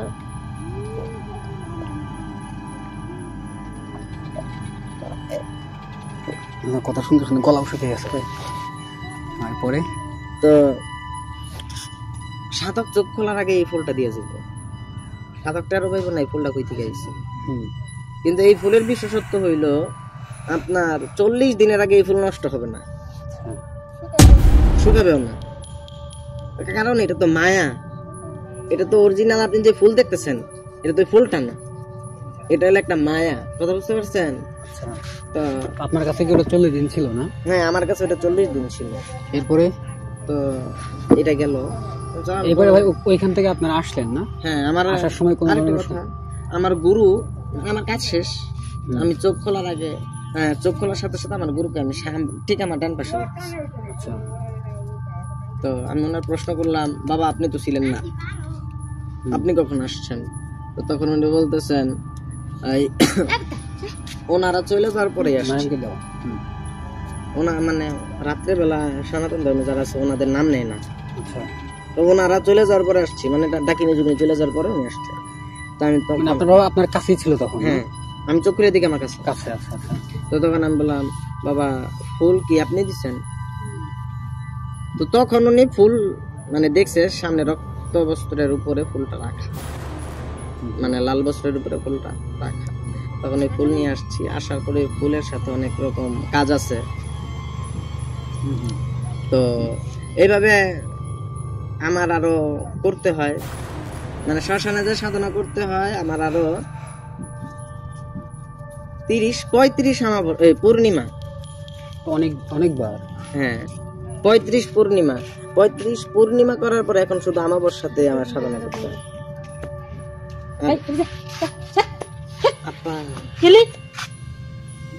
কথা জানা এর মাঝে ভাই আপনি 30 থেকে 35 বার যে গেলেন শ্মশানে, কোনো ধরনের মানে খুব বাজে অভিজ্ঞতা হয় না আপনার, নাকি নরমাল এরকমই সব? এইরকম আরেকটা বাজে অভিজ্ঞতার ভিতরে হয়েছে কি, মানে খুব ডিফিকাল্ট অবস্থা। 35 নাম্বার যেই একদম শেষ, কোন শ্মশানে ছিল এটা, কোন জায়গায়? এই শ্মশানটা ছিল আমাদের শ্যামলী আছে না? হ্যাঁ হ্যাঁ, শ্যামলীর ওই পাশে যে শ্মশান, এই জায়গায়। আচ্ছা, এটা একদম শেষ যেটা। তো আমি বসছি, এবার আমার উস্তাদ আমার সাথে নেই, একাই। রাত তখন? রাত আমি 12টার দিকে গেছি। 12টার দিকে যাই সাধনা শুরু করতে হইব। ব্রহ্ম মুহূর্ত 3টার আগে, ব্রহ্ম মুহূর্ত শেষ 3টার আগে আমার সব কাজকর্ম করে বাড়িতে চলে যেতে হইব।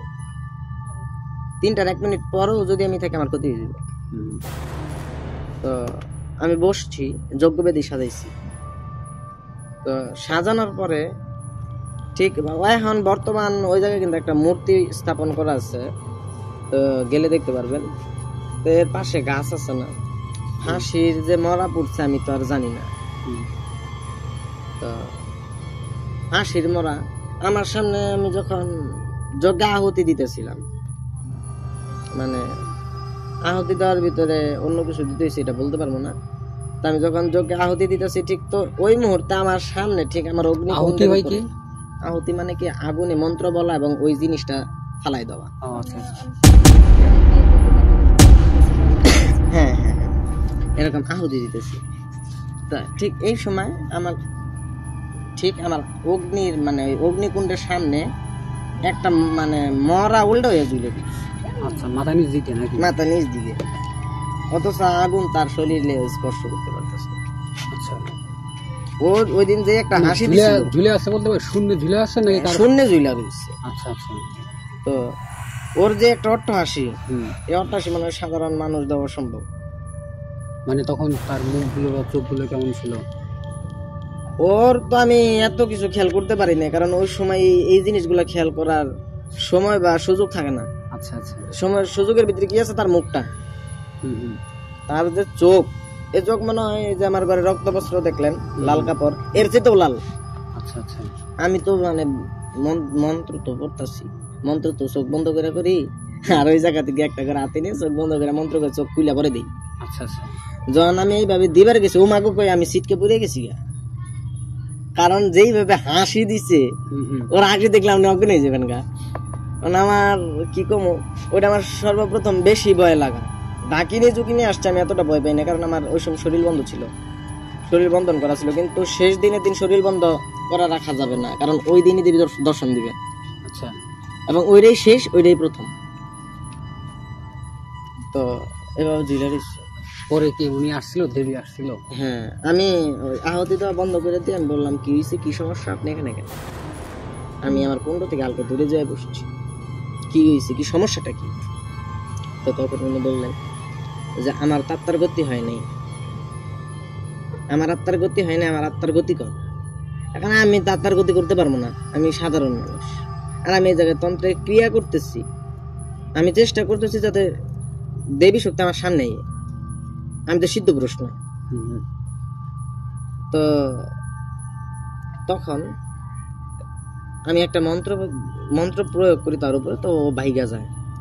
ভাইগা যাওয়ার পরে আমার ই করতে করতে ঠিক 3টা বাজার কিছু আগে আমি, যাই হোক, আমার কাজে আমি সাকসেস হই। আচ্ছা। পরে কি উনি আসছিল? হ্যাঁ, উনি আসছে।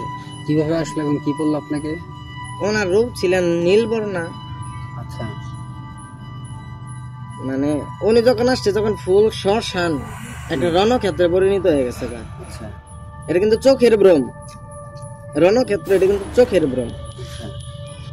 তো আর এমন একটা আলো, যে দিনের আলো যেমন স্পষ্ট দেখা যায়, আমি তার স্পষ্ট দেখতেছি।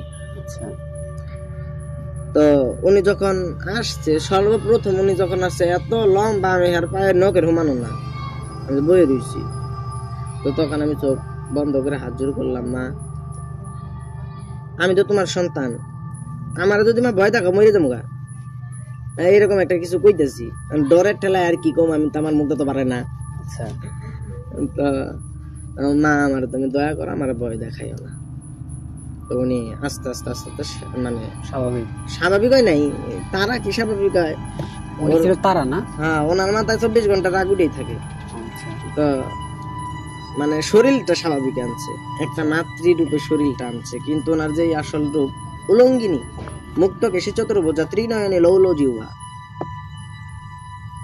মানে মুক্ত কেশী, তার মুক্ত কেশ, চুল ছাড়া, পা পর্যন্ত, পায়ের গিরা আছে না, এই গিরা পর্যন্ত, চতুর্ভুজা, 4টা হাত, ত্রিনয়নী, 3টা নয়ন, লৌল জিহ্বা মানে লম্বা জিভ এবং রক্তে ভিজানো, রক্ত পড়তেছে। তো আসছেন উনি তো একদম অলঙ্গিনী, যাকে দিগম্বরী বলা হয়। তো ওনার কোমরে কিসের যেন একটা মালা ছিল, আমি এটা বলতে পারি না, বা আমি ওই জিনিস চোখে দেখি নাই, আমি যে উদাহরণ দিব এরকম কোনো কিছু নেই। তো মুন্ডমালা পরহিতা, উনি মুন্ডমালা পরিধান করে আছে, মানুষের মাথার মালা উনি পরিধান করে আছে। তো উনি প্রচুর ভাবে রাগান্বিত, আমার ভক্তাছে, মানে কি কি করে যে ভক্তাছে হেই জানে। তো যেহেতু আমার গুরু আমার মানে বলে দিচ্ছেন, এবং আমার করি কি সাহস বৃদ্ধি করার জন্য একটা সাধনা আছে, আমল আছে, আমরা ওই আমলগুলো করি। যে আল্লাহর বিশেষ বিশেষ কিছু কিছু নাম আছে, এই নামের মানে একটা নিয়ম আছে যে এইভাবে তুমি জপ করো, তার সামনে তোমার সামনে যে আজরাইল খাড়ায়, তুমি ওরা দেখে ভয় পাইবে না, এক আল্লাহ ছাড়া। তো এরকম অনেক আমি 3 থেকে 4টা করছি, কারণ আমি যেহেতু তার সামনে বমো খারাপ, আমি যে ডরে যদি তার লোকের কথা না করতে ফট করে যাবো। আর উনি ওনার সাথে যদি আমার কথা না, উনি যদি চলে যায়, তাহলে মনে করেন আমার অঙ্গের একটা না একটা ক্ষতি হয়ে যাবে। তো পরবর্তীতে যে আমার ওই সাধনা করার কারণে এবং আমার গুরুর চৈতন্য শক্তি থাকার কারণে, কারণ গুরু যদি আমার গুরু চৈতন্য হয়, আমিও চৈতন্য, গুরুর ভিতরে শক্তি থাকলে আমার ভিতরেও গুরু শক্তি দান করছে, আমি গুরু শক্তিতে শক্তিবান। আসছে, আমি বলছি মা, আমাকে বলতেছে ডাকছিস, সমস্যা কি তোর? চতুর্ভুজা বললাম না, 4 হাত, এক হাত এইভাবে, বাম হাত এইভাবে দেওয়া পাতা। আমার ডাকছস কেন? তো যত যে কয়বার এই কথা বলবো ওই কয়বার একটা করে জবা ফুল দিতে হবে, রক্ত জবা। আচ্ছা, আমার সামনে 5 বার বলছিল, আমি অবশ্য 108টার মতন জবা ফুল নিয়ে গেছিলাম। তো যে কয়বার বলছে আমি ওই জবা ফুল, আর 2-4 বলছি না তুমি শান্ত হও, না তুমি শান্ত হও। তো উনি তো তন্ত্রের ভৈরবী, তো ওনার শক্তিও যেমন ওনার মায়াও তেমন। মা তুমি শান্ত হও। যখন শান্ত হওয়ার পরে একজন মানে নারীর রূপ ধারণ করছে। আচ্ছা আচ্ছা, স্বাভাবিক মানুষের মতো। হ্যাঁ, স্বাভাবিক মানুষের মতো নারীর রূপ ধারণ করছে। তো ওনাদের আমার আর হের মাঝে যে কথা আছে এগুলা না কই, কারণ এগুলো কইতে পারবো না, সাধারণ সব কথা কম যায় না। আচ্ছা আচ্ছা, তো কথাবার্তা হয়। ওই দিনে আমার শেষ দেখা তারে। এটা কত সালের ছিল? এইটা তাই 19 সাল, যখন আমি এই জায়গা থেকে চলে যাই চৌরাস্তা। আচ্ছা আচ্ছা, ঠিক আছে, তো এটা শুরুর দিকে। আচ্ছা আচ্ছা। তো আমার গুরুদেব এখন নাই। উনি বাইচে থাকতে গেলে আমি অনেকভাবে ধ্যানের মাধ্যমে ওনার কাছ থেকে সাধনা নিয়েছি। ঘুমের ভিতরে উনি এসে সাধনা দিয়ে গেছেন। সাধনা আমি চৌরাস্তা থাকছি, আমি মাছের ব্যবসা করছি, রাত্রে দিনে ব্যবসা করছি, রাত্রে সাধনা করছি। তো যখন উনি আসেন চলে যান, তো তখন আমাকে কিছু কিছু শক্তি দান করছিলেন।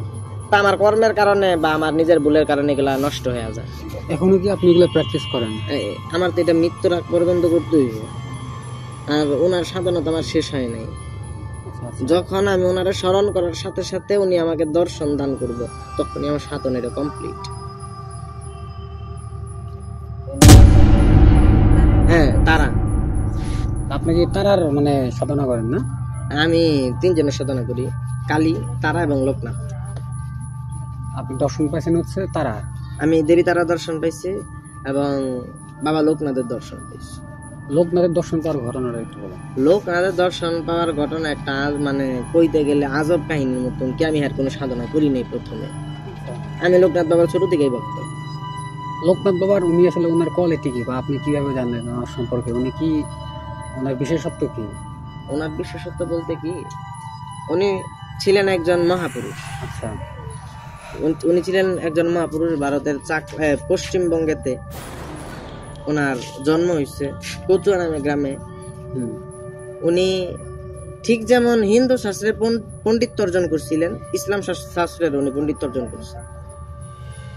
এবং উনি বাইচে থাকতে একটা কথা বলছিলেন যে আমি যদি ব্রাহ্মণ দেখা থাকি, আমি ব্রাহ্মণ দেখছি 3 জন। আচ্ছা, একজন ওনার গুরুদেবের কথা বলছে, একজনের নাম আব্দুল গফফর, যার সাথে ওনার দেখা হয়েছে এই মক্কেশ্বর তীর্থস্থান বা মক্কা তীর্থস্থান জিয়ারত করার সময়। আর আরেকজনের নাম যেন কি বলছিল, উনি অবশ্য মুসলমান ছিলেন।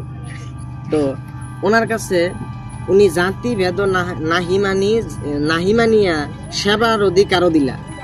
উনি জাতি ভেদ মানেন নাই, সেবার অধিকার দিচ্ছেন।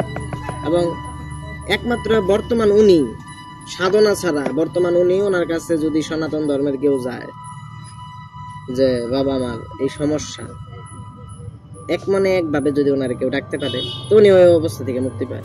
আর আমার যে ওনার সাথে যে আমার দর্শন হয়েছে, এটা আমি কইতে পারবো না, তার কারণ এটা তো আমার গুরুর মাধ্যমে পাওয়া না, এটা ওনার নিজের দয়া করা। ঠিক আছে, আর ওনার সাথে দেখা হওয়ার কোনো ভয়ঙ্কর কোনো কিছু নেই, কারণ উনি সাধারণ মানুষ, যে যেমন তার সাথে তেমন ভাবে দর্শন দান করে। ওনার সাথে দর্শনের পর্বটা হইলো এটা। আপনি কখনো কোনো সমস্যার সমাধান করেন নাই, বা আপনি তো মোটামুটি জানেন এগুলো? সমস্যার তো অনেক সমাধানই করছি, এগুলো একটু বলেন না। তাহলে একটা ব্রাহ্মণবাড়িয়া কিছুদিন আগে যে করেছি। আচ্ছা, ব্রাহ্মণবাড়িয়া গেছি, ওই জায়গায় একটা মহিলা। কত সালে ভাই এটা? এটাই যে 23 সাল।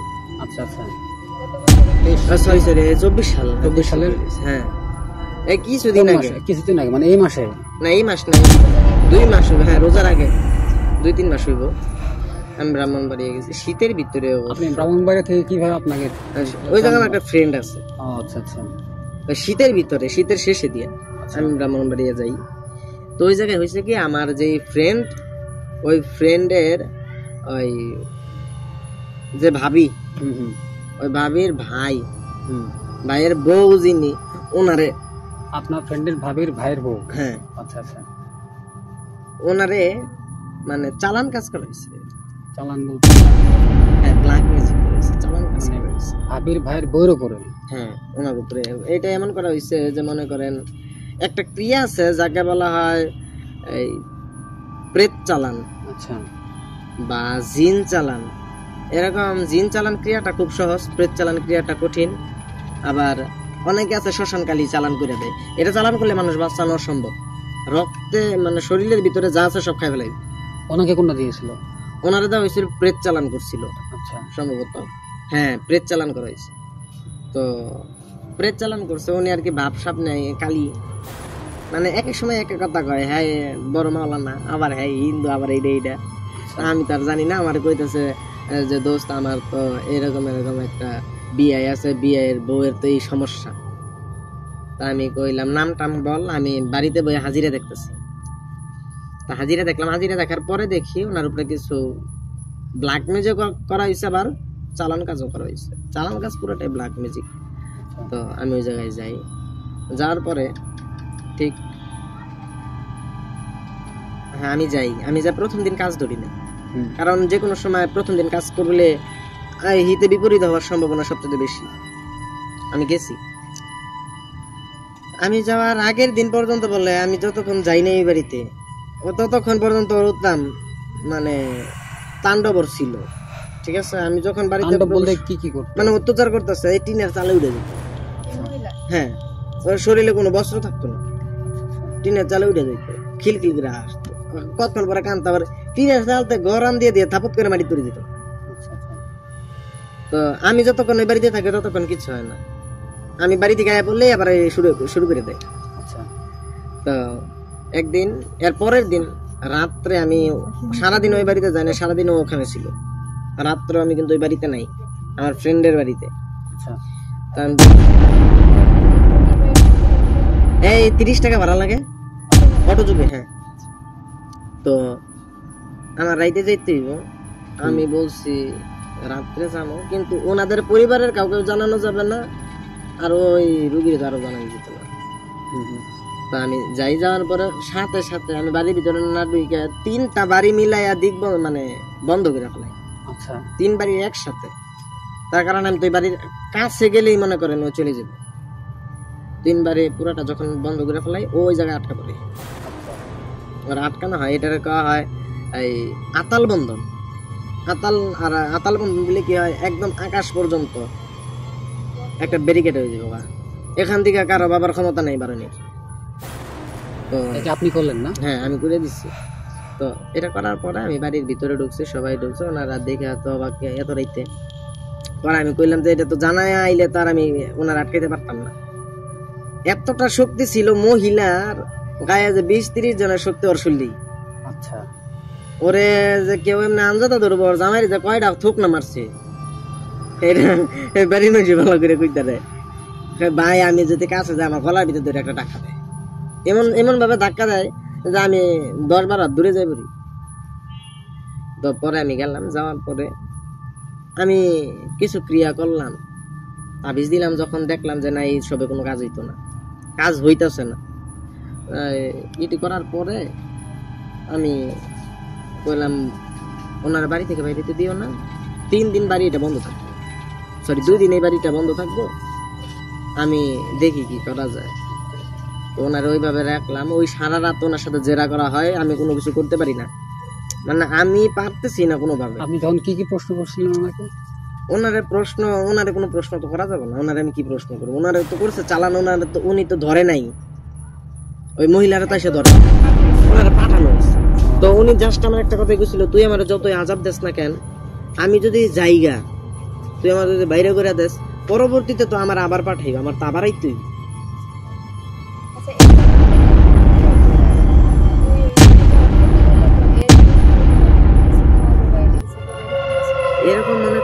প্রত্যেকটা কাজ জোর করে কাজ করানো হয়, এটা মূলত ওদের উপরে জুলুম করা হয়। কিন্তু জুলুম করলে ওদের তো একটা ভোগ আছে, যেমন এই অনেকে ভোগ দেয় যার উপরে চালান করবো তার শরীরের অর্ধেক, তুই যাবি, তুই ধরে খাইতেই আছো, লস তো নাই, লাভ তো আছে।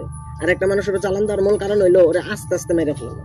আচ্ছা আচ্ছা, যেমন বান মারা হইলো ডাইরেক্ট মারা, কিন্তু এমনি মারাটা হইলো আস্তে আস্তে মারা। তো আমি আর পারি নাই, আমার জাস্ট এতটুকু কথা কইছে, জিনটা কান্না করতে করতে, প্রেতটায় কান্না করতে করতে বলছে যে বাবা রে, আমি যে আমার তো বাইর করে দিবি, আমি তো জামু গা, কিন্তু পরবর্তীতে আমার আবার পাঠাইবো, কষ্ট তো ডবল আমার। তো তখন আমি বললাম তুমি থাকো, আমি তোমার ছাড়াইতাম না। এই কথা বলে আমি চলে আইছি। এখানে চলে আসছেন না? না, ওই বাড়ি থেকে চলে আইছি। আচ্ছা আচ্ছা, ওই বাড়ি মানে ওই এলাকাটা মানে হিন্দু অধ্যুষিত এলাকা, খুব কাছাকাছি হিন্দু বাড়ি পাওয়া যায়। তা আমি গেলাম এক বাড়িতে, যাওয়ার পরে কিছু গঙ্গা জল নিয়ে ওই বাড়ি থেকে চাইছি, যাওয়ার সাথে সাথে আবার দিয়ে দিছে। অথচ এমনি দেয় না, আমি চাইছি যাওয়ার সাথে সাথে দিয়ে দিছে। কি করবেন, কাম করুন একটু দরকার দিছে। আমি শ্মশানে গেছি। শ্মশানে যাওয়ার পরে যখন কাল ভৈরবের মন্ত্র এই স্মরণ করলাম, কারণ আমি যে কোনো কাজ করি আমি কাল ভৈরবের স্মরণ করি, তার কারণ আমার এই শ্মশানের ভিতরে বাঁচানির একমাত্র মালিক হইল কাল ভৈরব। আল্লাহ যদি আমার বাঁচায়, ওর মাধ্যমে বাঁচাইবে। এটা তো আপনার মনে হয় প্রথম যে পুরুষে বলছিল। হ্যাঁ, প্রথম জিনিস। তো আমি কাল ভৈরবের মন্ত্র জপ করি, করার পরে আমি এই বলা হয় এটারে এই ত্রিকোণ বিদ্যা। ত্রিকোণ বিদ্যা কি? এটা শুভ শক্তি অশুভ শক্তি দুইটা শক্তিকে অ্যাডজাস্ট কইরা মানে একটা রক্ষা কবচ তৈরি করা। আচ্ছা আচ্ছা, তো এটা তো চর্ম চোখে দেখা সম্ভব না, এটা আপনি তখনই দেখতে পারবেন যখন আমার মতো আপনার এই ঠাডায় জাগ্রত থাকে। আচ্ছা, যেমন আমি তো বসে রয়েছি, আমি যদি আমার ঠাডায় জাগ্রত আছে কিন্তু ঠাডায় ইউজ করা মন্ত্র আছে, মন্ত্রটা জপ করে এই জায়গায় কি কি আছে কি না আছে আমি দেখতে পারবো। ঠিক আপনিও তখন দেখতে পারবেন যখন আপনি আপনার ঠাডাইটা জাগ্রত করতে পারবেন, এখন কিন্তু দেখতে পারবেন না। তো আমি ঠাডায় জাগ্রত করলাম, জাগ্রত করার পরে বসছি ত্রিকোণ বিদ্যায়। তো ত্রিকোণ বিদ্যাটা কি? ডাকিনী এবং জুকিনী দুইজনের শক্তি দ্বারা ওরে আনা হয়, মানে যারা চালান করা হয়েছে তারা আনা হয়। তো তখন আমি তো বাড়িটা তো বন্ধ করে দিয়েছি। আমি আমার যে বন্ধু ছিল আমি বলছি ভাই তুই যা, আমি এই জায়গায় একাই আছি, তুই যা।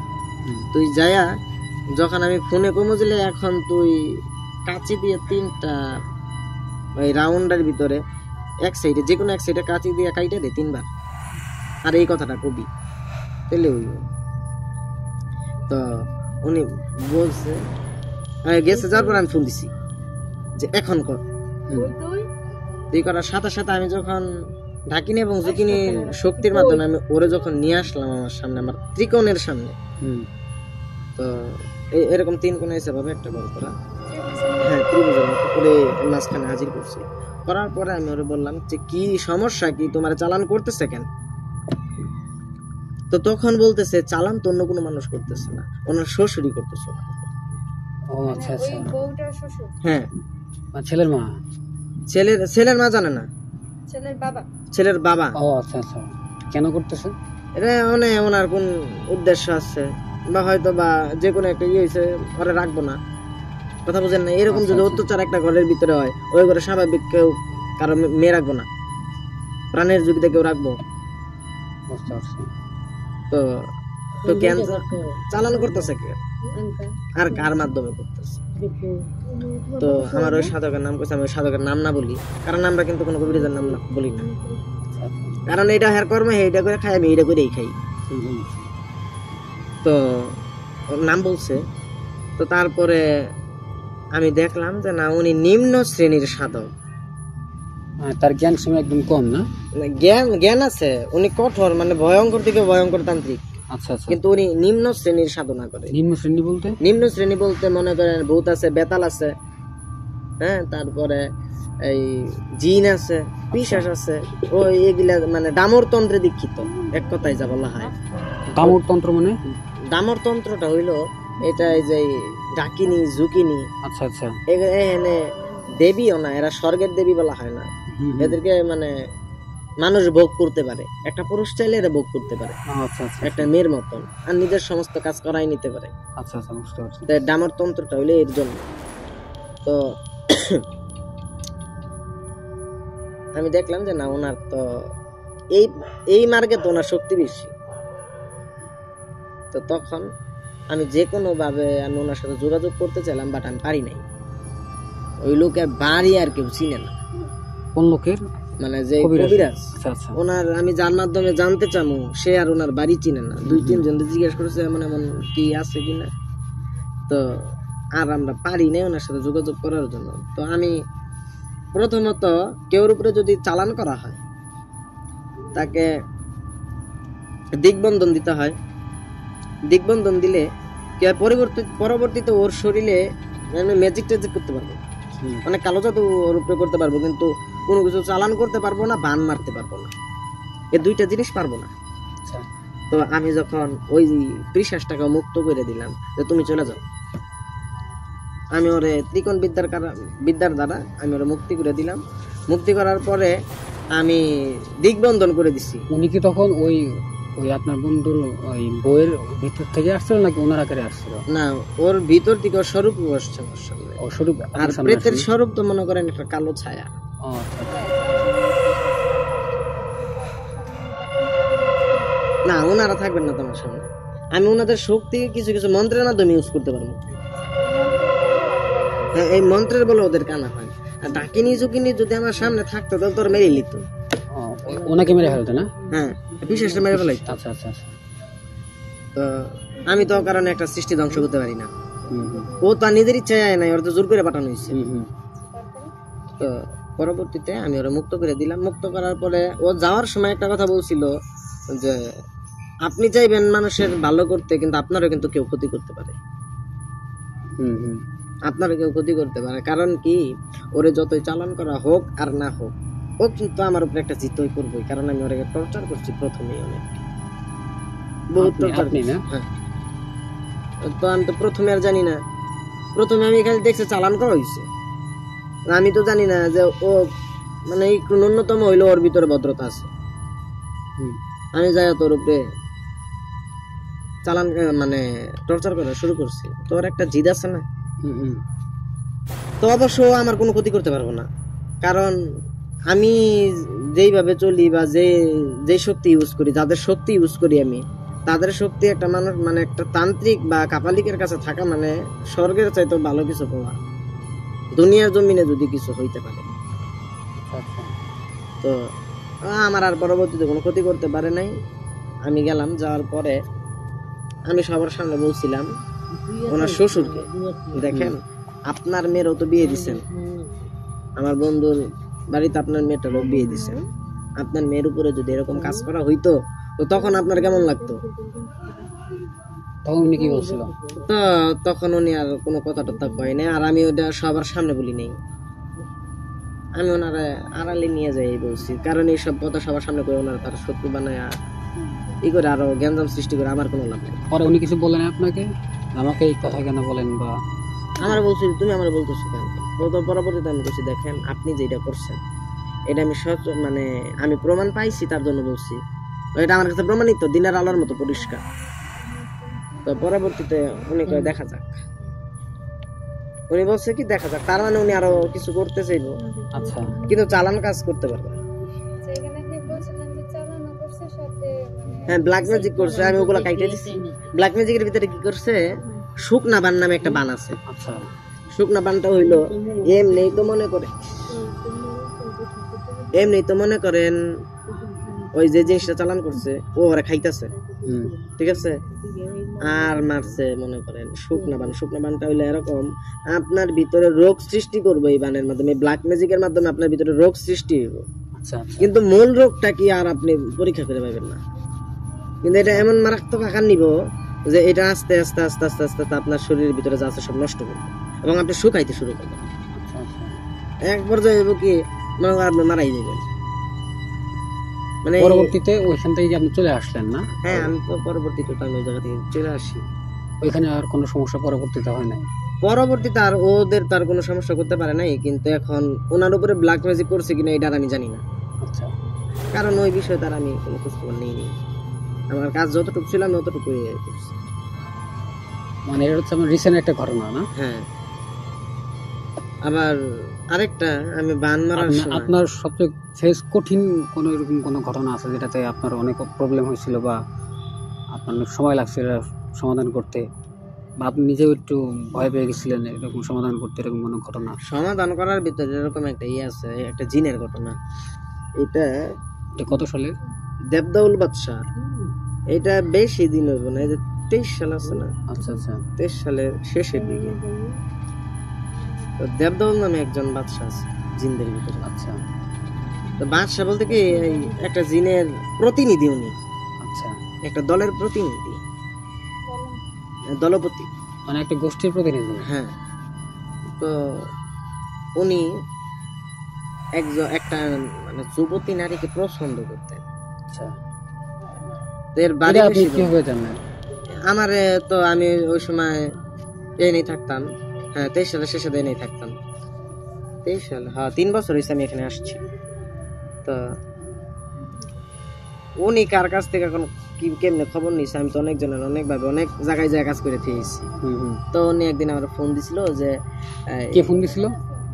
মেয়ের বাবা। আচ্ছা আচ্ছা। এটা কি গাজীপুরের ঘটনা? এটা গাজীপুরের ঘটনা। আমাদের জয়দেবপুর আছে না, আমাদের জয়দেবপুরের ঘটনা। আচ্ছা। তো আমার ফোন দিছে, ফোন দিয়া বলতেছে শান্ত, এই শরীফ ভাই। কে? শরীফের নাম আছে? হ্যাঁ। তো পরে বলতেছে এমন এমন ঘটনা, আমার মেয়ে তো মাঝে মধ্যে উদা হয়ে যায়। আচ্ছা। ওই যে যায় 2-3 দিন পরে আবার ঠিক আছে, কিন্তু অসুস্থ ভাবে যায়, অসুস্থ হয়ে আসে। ঠিক আছে। তো আমি বলছি ও আচ্ছা। তো পরে আমি গেলাম ওই জায়গায়, যাওয়ার পরে আমি দেখলাম মেয়েটা না আলহামদুলিল্লাহ অসম্ভব সুন্দরী। আচ্ছা। অসম্ভব সুন্দরী। এবং ওর যে ও মাদ্রাসার ছাত্রী, মাদ্রাসার ছাত্রী। তো ওর উপরে ওই জিনটা ক্রাশ খায় মূলত ওর কোরআন তেলাওয়াতের প্রতি এবং ওর রূপ দেখা। আচ্ছা। ঠিক আছে। তো এই জিনেরা কিন্তু সচরাচর যারা দলপতি হয় ওরা কিন্তু সচরাচর আল্লাহ ভীরু হয়। ঠিক আছে। তো ওর পছন্দ হওয়ার কারণে ওর বয়স ছিল মানে মিনিমাম 1300 বছর। ওই জিনের বয়স। আচ্ছা আচ্ছা। মেয়ের বয়স এই 18 বছর এরকম হইব। তো মেয়েটা আমার খুব সুন্দর, এটা দেখছি কি ভাই মানে পর্দাশীল নারী। তো আমি বলছি আপু আপনার আমার একটু দেখার প্রয়োজন, কারণ আপনার ফেস না দেখলে আমি কোনো কিছু করতে পারবো না।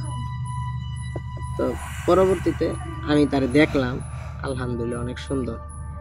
তো ওর রূপের কারণে মূলত ওর উপরে আকৃষ্ট হয়েছে। ও যেই সাইড দিয়ে আসে, জয়দেবপুর কিন্তু হিন্দু অধ্যুষিত এলাকা, তো ওই সাইডে অনেক এমন এমন জায়গা আছে যে মানুষ, বহুল মানুষ চলাচল করে। আমি সঠিক মাদ্রাসার নামটা জানি না, আমি দুঃখিত। তো ওই জায়গায় মানে যে কোনো একটা ভাবে ওরে দেখছে, ও যাতায়াতের সময় মানে দিনটা যাইতেছে, ওই মেয়েটা মাদ্রাসার দিকে যাইতেছে। ঠিক আছে। রাত্রে ছিল না দিনে ছিল? মানে দিনে দেখছে ওরে। আচ্ছা আচ্ছা।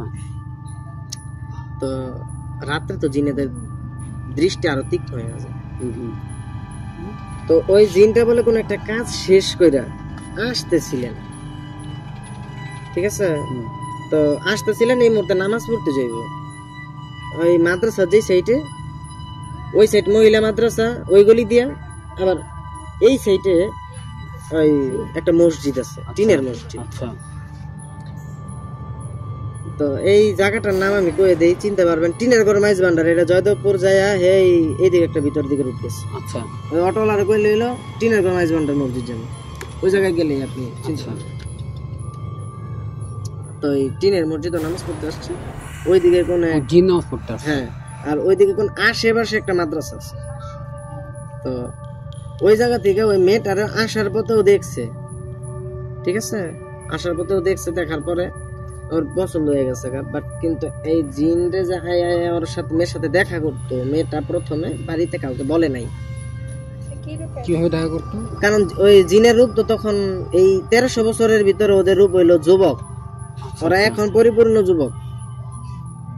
তো 700-800 বছর হয়ে গেল, আর আমার কোলে থাকে, মার বুকের দুধ খায়। কিভাবে দেখা করলো ওনার সাথে?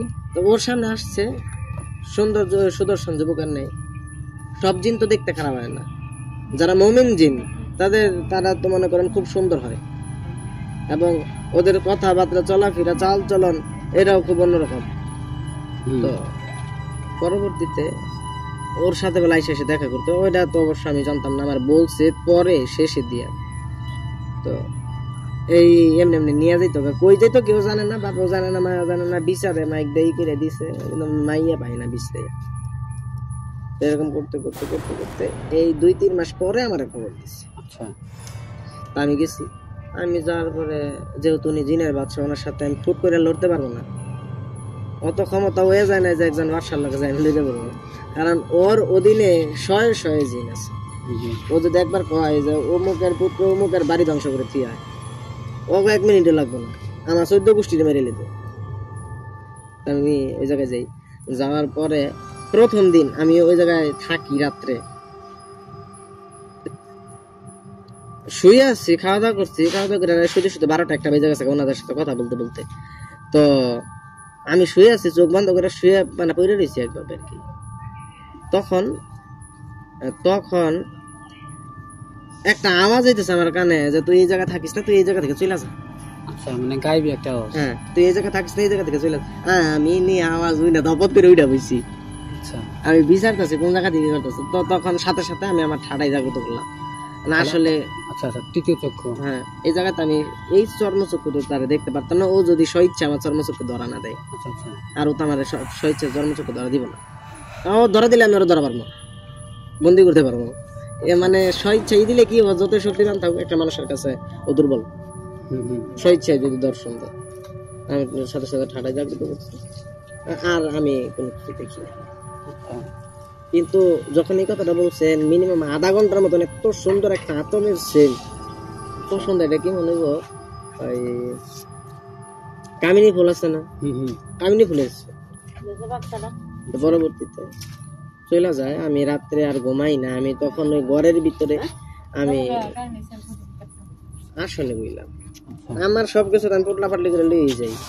আমার কি এগুলা তার হেরা আমার দিয়ে পারতো না। তো যখন আমি বসছি, আবার এই ত্রিকোণ বিদ্যার সাহায্য নিচ্ছি। আপনি কি তখন মানে উজু করে বা পবিত্র হয়ে আসন করতেন? হ্যাঁ, তখন উজু করে অবশ্যই করতে হবে, তার কারণ যে যেমন তার সাথে তেমন কাজই করতে হবে। তো আমি ত্রিকোণ বিদ্যা ইউজ করার আগে আমি আল্লাহ রাব্বুল আলামিনের ইসমে জাত 99 নাম জপ করলাম। এই নামটা জপ করলে হয় কি, মানুষ মানে যত বড় ব্ল্যাক ম্যাজিক তার উপরে করা হোক না কেন, ওরে সেফ রাখার দায়িত্ব স্বয়ং আল্লাহ।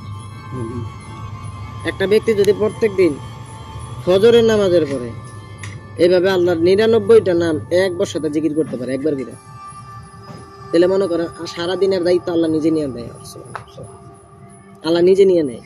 তা আমি অবশ্য ওই ডাকিনী যোগিনী বিদ্যা ইউজ না করে, ওনাদের শক্তি ইউজ না করে আমি আর কি একটু রবের শরণাপন্ন হইলাম, কারণ আমার এটা মনে হয় নাই যে এটা করতে হইব। রবের শরণাপন্ন হইলাম। তো আমি কিন্তু আবার ইসলামিক ভাবে খুব কম জানি, যে শক্তি কিভাবে ইউজ করতে হয় কিভাবে না করতে, এটা আমি খুব কম জানি। তো কম জানার কারণ আমি এটার ভিতরে তো নাই, আমি ইসলাম তন্ত্রের ভিতরে ছিলাম না। আর ইসলাম তন্ত্রটা কি, এই তন্ত্র তো খুব কম ভয়াবহ, খুব কম। আর ইসলাম হ্যাঁ, আর ইসলাম তন্ত্র কিন্তু খুব কঠিন, তো কঠিন এবং খুবই ভয়াবহ। কারণ এই তন্ত্র এমন একটা তন্ত্র, এখানে মনে করেন আল্লাহ যে এই ফেরেশতাদের সৃষ্টি করতে মানুষের খেদমতের জন্য, মানুষের খেদমতগার হিসাবে, ঠিক আছে, তা আপনি ফেরেশতাদেরকে দিয়েও কাজ করাইতে পারবেন, কিন্তু ফেরেশতা কিন্তু আল্লাহর হুকুম ছাড়া অন্য কারো হুকুম মানেন না, ঠিক আছে। ফেরেশতাদেরকে মানে বিশেষ বিশেষ কিছু আজিমাত আছে, বিশেষ বিশেষ কিছু এই দোয়া আছে, এই দোয়াগুলো আল্লাহর কাছে বিশেষ বিশেষ টাইমে করতে হয়। আর ওই ব্যক্তি যত বড় পাপী হোক আর না হোক, ওই দোয়াটা করলে আল্লাহ আর ফিরাইতো না, সাথে সাথে কারেন্টের মতন আমরা দোয়া করতে করতে করতে করতে শেষ হয়ে যায়। আমার ভিতরে ভক্তি ভাব করে এটারে। আর ওইটা হলো খাঁচ একটা হাত পাতা, যে রব তুমি আমার দয়া করে খাঁচ একটা দরখাস্ত দেওয়া, যে কোনো সাধনা কোন, যে কোনো আমল কোন। তো আমি দ্বিকোণ বিদ্যার সাহায্য নিছি অনেক পরে। প্রথমে আমি আল্লাহ পাকের 99 নাম এটা দেখে দেখে দেখে দেখে ই করে ই করছি, যেহেতু আমার মুখস্থ নেই। তো আমার শরীর তখন আমি তার হেফাজত, আমাকে আর কেউ কোনো ক্ষতি করতে পারবো না, এতটুকু বিশ্বাস আমার ভিতরে। কিন্তু তখন তার আমি জানতাম না যে এটার একটা আমল আছে, সাধনা আছে, আর ওই সাধনা কিন্তু আমার করা নাই। তো যখন আমি তারা ডাকছি, ডাকার সাথে সাথে হয়ে পড়ছে, ডাকার সাথে সাথে ও চলে আইছে। আসার পরে আমি নাম জিজ্ঞেস করছি, আপনার নাম কি? দেবদল বাদশা। আপনার কোন মানে আপনি মানে কি শুরুতে আপনার সামনে আসলো? আমার সামনে একটা যুবকের নিয়ে আসছে, ভয়াবহ রূপে আসেন, কারণ যেহেতু মমিন, ঠিক আছে। তো আসছে, আসার পরে আমাকে লগে লগে একটা লাথি দিয়ে দিচ্ছে। আপনাকে যখন কাছে আপনার দল কি বা আপনি কি পরিচয় দেন, তো তখনই আমার লাথি দিচ্ছে। আচ্ছা, লাথিটা দিচ্ছে আমার এই সাইডটা খাটের কোনায় যে বাড়ি গেছি, এখন আমার ব্যথা আছে। আচ্ছা আচ্ছা। তো আমার লাথি দিচ্ছে, লাথি দেওয়ার সাথে সাথে আমি তো আমার আসন থেকে চলে গেছি, ও বন্ধন থেকে মুক্ত হয়ে গেছে, ও চলে গেছে। আমি এই রাত্রে আর ওর কোনো কিছু করতে পারি না। এর পরের দিন আমি ওই জায়গায় 2 দিন ছিলাম। এর পরের দিন সকালে উঠে দেখি মেয়েটা নাই, গায়েব হয়ে গেছে না? মেয়েটারে নিয়ে গেছে। তো যাই হোক, কারণ মেয়ে নাই রে, তার কোনো কাজ করা যায় না। তো আমি তখন ওই জায়গা থেকে চলে এলাম, যে মেয়ে আসলে আমার খবর দিবেন। কোথায় আসেন তখন? আমি বাড়িতে। আচ্ছা, তো মেয়ে আসলে আমার খবর দিবেন। তো 7 দিন বা 8 দিন পরে মেয়েটা আইছে। আচ্ছা। আসার পরে ও মেয়ে কই যেত কোনো কিছু বলতে পারতো না? না, মেয়েও কোনো কইতে পারতো না যে আমি অমুক জায়গায় গেছি বা ওই জায়গায় গেছি। মেয়েটা ভুল একটা হিপনোটাইজ হয়ে থাকতো। আচ্ছা আচ্ছা তো মেয়ে যখন দিয়ে যেত তখন মেয়ে খুব অসুস্থ হয়ে যেত। আচ্ছা আচ্ছা। তো মেয়েটাকে 8 দিন বা 7 দিন পরে দিয়ে গেছে। দিয়ে যাওয়ার পরে আমার সাথে সাথে ফোন দিছে যে বাবা আমি আসছেন। তা আমি আবার সাথে সাথে দেখতে গেছি। দেখতে যান বাড়ি টাড়ি সব কিছু বন্ধ করে দিয়ে দিয়েছি। আমি আর ওদের কোনো কিছু করি নাই। আচ্ছা, বাড়ি বন্ধ, শরীর বন্ধ করে দিয়ে আমি চলে আসছি। আসার পরে তো আমার বাড়িতে আসছি, দেবদাস বাসা, আপনার বাসায় না? আমার বাড়িতে। তো আমার কাছে আসার পর, আমার বাড়িতে আসার পর আমি শুয়ে রয়েছি, আমার বুকের উপরে এসে বৈশা পড়ছে। আচ্ছা, তো সাহস কত বলতে আমার মানে যাওয়ার রাস্তা শেষ। তখনও জানতাম না যে ও ওরা পছন্দ করে, আচ্ছা, বা বিয়ে করতে চায় এমন কোনো কিছু। তো তখন আমি যখন মন্ত্র আমার মুগ্ধ বার হইতেছে না, যেহেতু আমার এই জায়গায় বসে আমার নিঃশ্বাস ফেলাইতে খুব কষ্ট হইতেছে। তো আমি কোন রকম ভাবে এই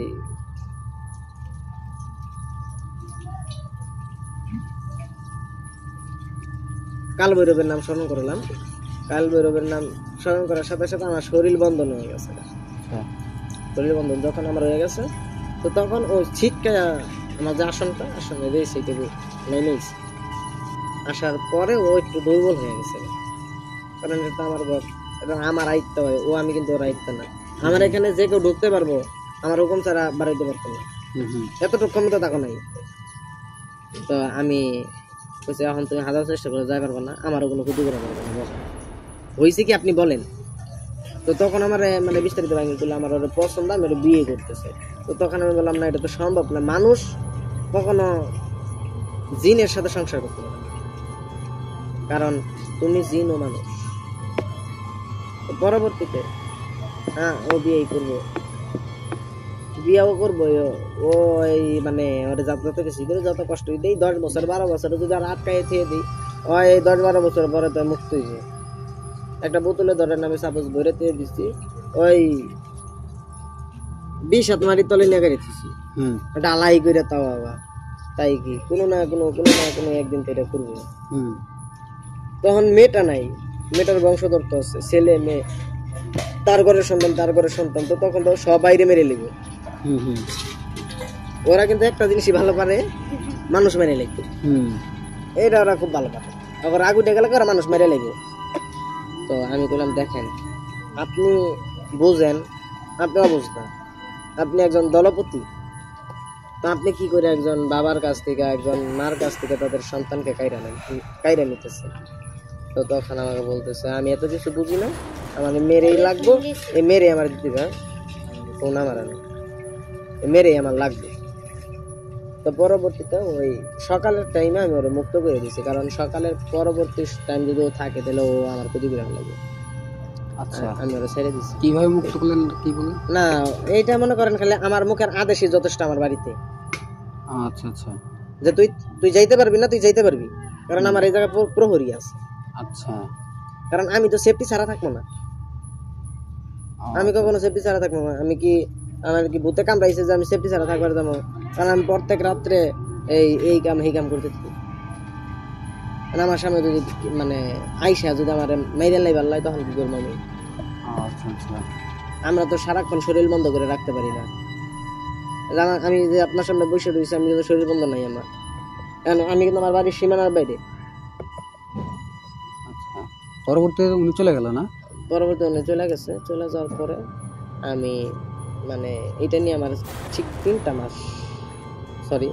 মাস আমার ঘুরতে হয়েছে, মানে এটা কিভাবে সরানো যায়। তো তখন আমি এই ডাকিনী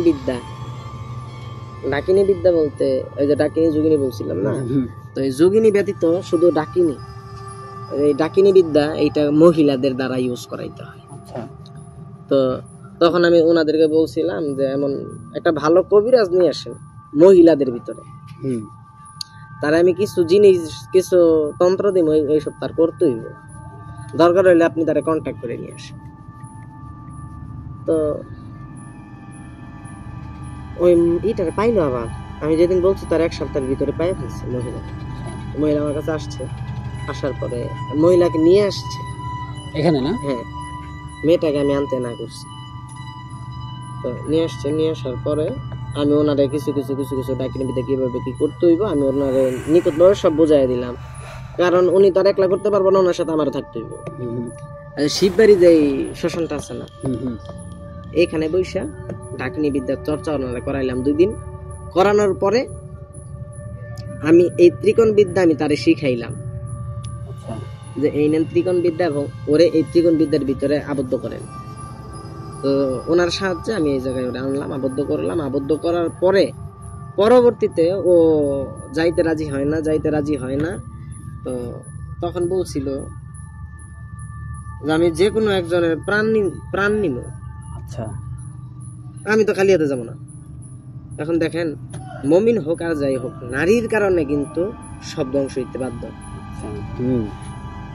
নারী যেমন সৃষ্টির মূল, নারী কিন্তু ধ্বংসের প্রধান হোতা। তো তখন আমারে কি দিতে হইব কিছু, কি দিব তোমারে? 1 জোড়া মোষ দিতে হইব। আচ্ছা, তখন আমি কইতেছি না, 1 জোড়া মোষ, একটা মোষের দাম 1.5 লাখ টাকা হইলে 2টা মোষের দাম 3 লাখ টাকা, কমাও। না, আমি কমাবো না, কমাইতে না। তখন আমরা 2 জন মিলে তার আযাব দেওয়া শুরু করছি, কষ্ট দেওয়া শুরু করছি। তো আমি তার ওনারে আমরা নিজেরাই টানা পারতেছি না। যত টাইম যাইতেছে, ফজরের আজানের যত সময় কাছে হইতেছে, ওর শক্তি বৃদ্ধি হইতেছে। তার কারণ যেহেতু ওনারা মুমিন, এবং আজানের সময় আসলে ওরা কিন্তু যত যাই কিছু করে ওকে আটকায় রাখলে ওরা নামাজ পড়বে। আর যদি ও একবার আল্লাহর দরবার সেজদায় পড়ে যায়, তাহলে আমাকে ডাকিনী বিদ্যা আর কাম নাই। তো কারণ ও তো ওর ইষ্ট আছে, ও যারে আরাধনা করে। পরবর্তীতে আমরা ওর 1 জোড়া মহিষে রাজি হইলাম। ঠিক 2 মাস তার পিছনে আমার ঘুরতে হয়েছে। তো পরবর্তীতে আমার কিঞ্চিত পরিমাণ হলো শক্তি নষ্ট হয়েছে এই কারণে। হ্যাঁ, এই কারণে আমার অনেক শক্তি নষ্ট। কারণ ওই যে বললাম না, মাঝখানে হয়েছিল কি, আবার ও আসছে, আমি রাস্তা দিয়ে আসতেছি, আমি আবার আগে যে প্রত্যেক সপ্তাহে খাসপাড়া আমার পীরের খানকা আছে, এনে যাইতাম। এই যে এই বাগানের রাস্তাটা আছে না, ওই দিক দিয়ে ঘুইরা, ব্রিজ দিয়ে ঘুইরা এই বাগান দেয়। লিসেনার্স, আপনারা শুনতেছিলেন তান্ত্রিকের মুখ থেকে তার জীবনে ঘটে যাওয়া বিভিন্ন বাস্তব অভিজ্ঞতা। সে কেন একজন তান্ত্রিকে পরিণত হয়েছে, কি তার উদ্দেশ্য ছিল, কি বাধা সে সম্মুখীন হয়েছে, কি পরীক্ষায় তাকে পাশ করতে হয়েছে, আপনারা কিন্তু সব জেনেছেন। লিসেনার্স, তান্ত্রিকের থেকে কিন্তু আমরা আরও অনেক ঘটনা সংগ্রহ করব। এই তান্ত্রিক, ওনার বয়স কম হলেও ওনার যে অভিজ্ঞতা প্রিয় লিসেনার্স, সেগুলো কিন্তু অনেক অনেক বেশি অভিজ্ঞতা রয়েছে তার। আর উনি কিন্তু প্রায় বিভিন্ন সময় দেশের বিভিন্ন জায়গায় গিয়ে বিভিন্ন ধরনের ভৌতিক সব সমস্যা উনি সমাধান করেন। প্রিয় লিসেনার্স, আমি আশা করি এই তান্ত্রিকের মুখের সব ঘটনাগুলো আপনাদের অনেক বেশি ভালো লেগেছে। আমি আশা করি লিসেনার্স, আপনাদের ভয়ের শিহরণ জাগাতে তান্ত্রিকের এই ঘটনাগুলো আপনাদের অনেক বেশি সহায়তা করেছে। লিসেনার্স, আমি যখন এই তান্ত্রিকের বাসায় যাই ঘটনা সংগ্রহ করার জন্য, তো ওনাকে প্রথমবার যখন আমি দেখি তখন কিন্তু আমি আসলে বিশ্বাস করতে পারতেছিলাম না যে উনি ইয়াং একজন মানুষ কিভাবে একজন তান্ত্রিক হতে পারে। তো আমরা যেটা খুব স্বাভাবিকভাবে দেখি যে সমাজে যারা আসলে তান্ত্রিক বা কবিরাজ হয় তারা কিন্তু অনেক বয়স্ক হয় এবং তাদের চলাফেরার যে স্টাইল এমন হয় যে তাদের চুলগুলো থাকে বড় বড় এবং উস্কো ফুস্কো, তারা মানে তাদের কিন্তু আলাদা একটা বৈশিষ্ট্য থাকে প্রিয় লিসেনার্স। কিন্তু আমি আসলে যার থেকে ঘটনা সংগ্রহ করি, তো উনি একজন ইয়াং মানুষ, ওনার যে আসলে তান্ত্রিক হওয়ার পিছনে যে ঘটনাগুলো লিসেনার্স আপনারা কিন্তু ইতিমধ্যে শুনেছেন। আর বিভিন্ন কারণে উনি আসলে এই তান্ত্রিক হিসেবে মানে উনি নিজেকে একজন তান্ত্রিক গড়ে তুলেছেন। আর উনি কিন্তু লিসেনার্স বিভিন্ন সময়ে দেশের বিভিন্ন জেলায় গিয়ে ভৌতিক সব ঘটনা সংগ্রহ করে থাকেন এবং শুধু সংগ্রহই না, বিভিন্ন সময় কিন্তু অনেক মানুষ তাকে ফোন করে এইসব ভৌতিক ঘটনা সমাধানের জন্য। লিসেনার্স, এই ঘটনাগুলো যখন আমি সংগ্রহ করি, সংগ্রহ করার পরে যখন এই তান্ত্রিককে আমি আবার ফোন করি বা বিভিন্ন মাধ্যমে ওনার যখন খোঁজ নেই, তো পরবর্তীতে আমি জানতে পারি উনি দেশের বিভিন্ন জেলায় গিয়ে বিভিন্ন সব ভৌতিক সমস্যা উনি সমাধান করেন। আর আমরা কিন্তু ওনার থেকে আরও ঘটনা সংগ্রহ করব এবং সংগ্রহ করে সকল ঘটনা ফেয়ার উইথ নায়ের ইউটিউব চ্যানেলে শুধুমাত্র আপনাদের জন্য প্রচার করব ইনশাআল্লাহ।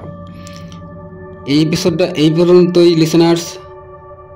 ইনশাআল্লাহ ঈদের পরের দিন আরও একটা লোমহর্ষক ঘটনা নিয়ে ফেয়ার উইথ নায়ের ইউটিউব চ্যানেল আপনাদের সামনে আসবে। সেই পর্যন্ত সকলে ভালো থাকবেন, সুস্থ থাকবেন, নিজের খেয়াল রাখবেন এবং আমি আশা করি লিসেনার্স আপনারা আপনাদের পরিবারের সবার সাথে অনেক বেশি দারুণ একটা সময় কাটাবেন ইনশাআল্লাহ। আসসালামু আলাইকুম, আল্লাহ হাফেজ।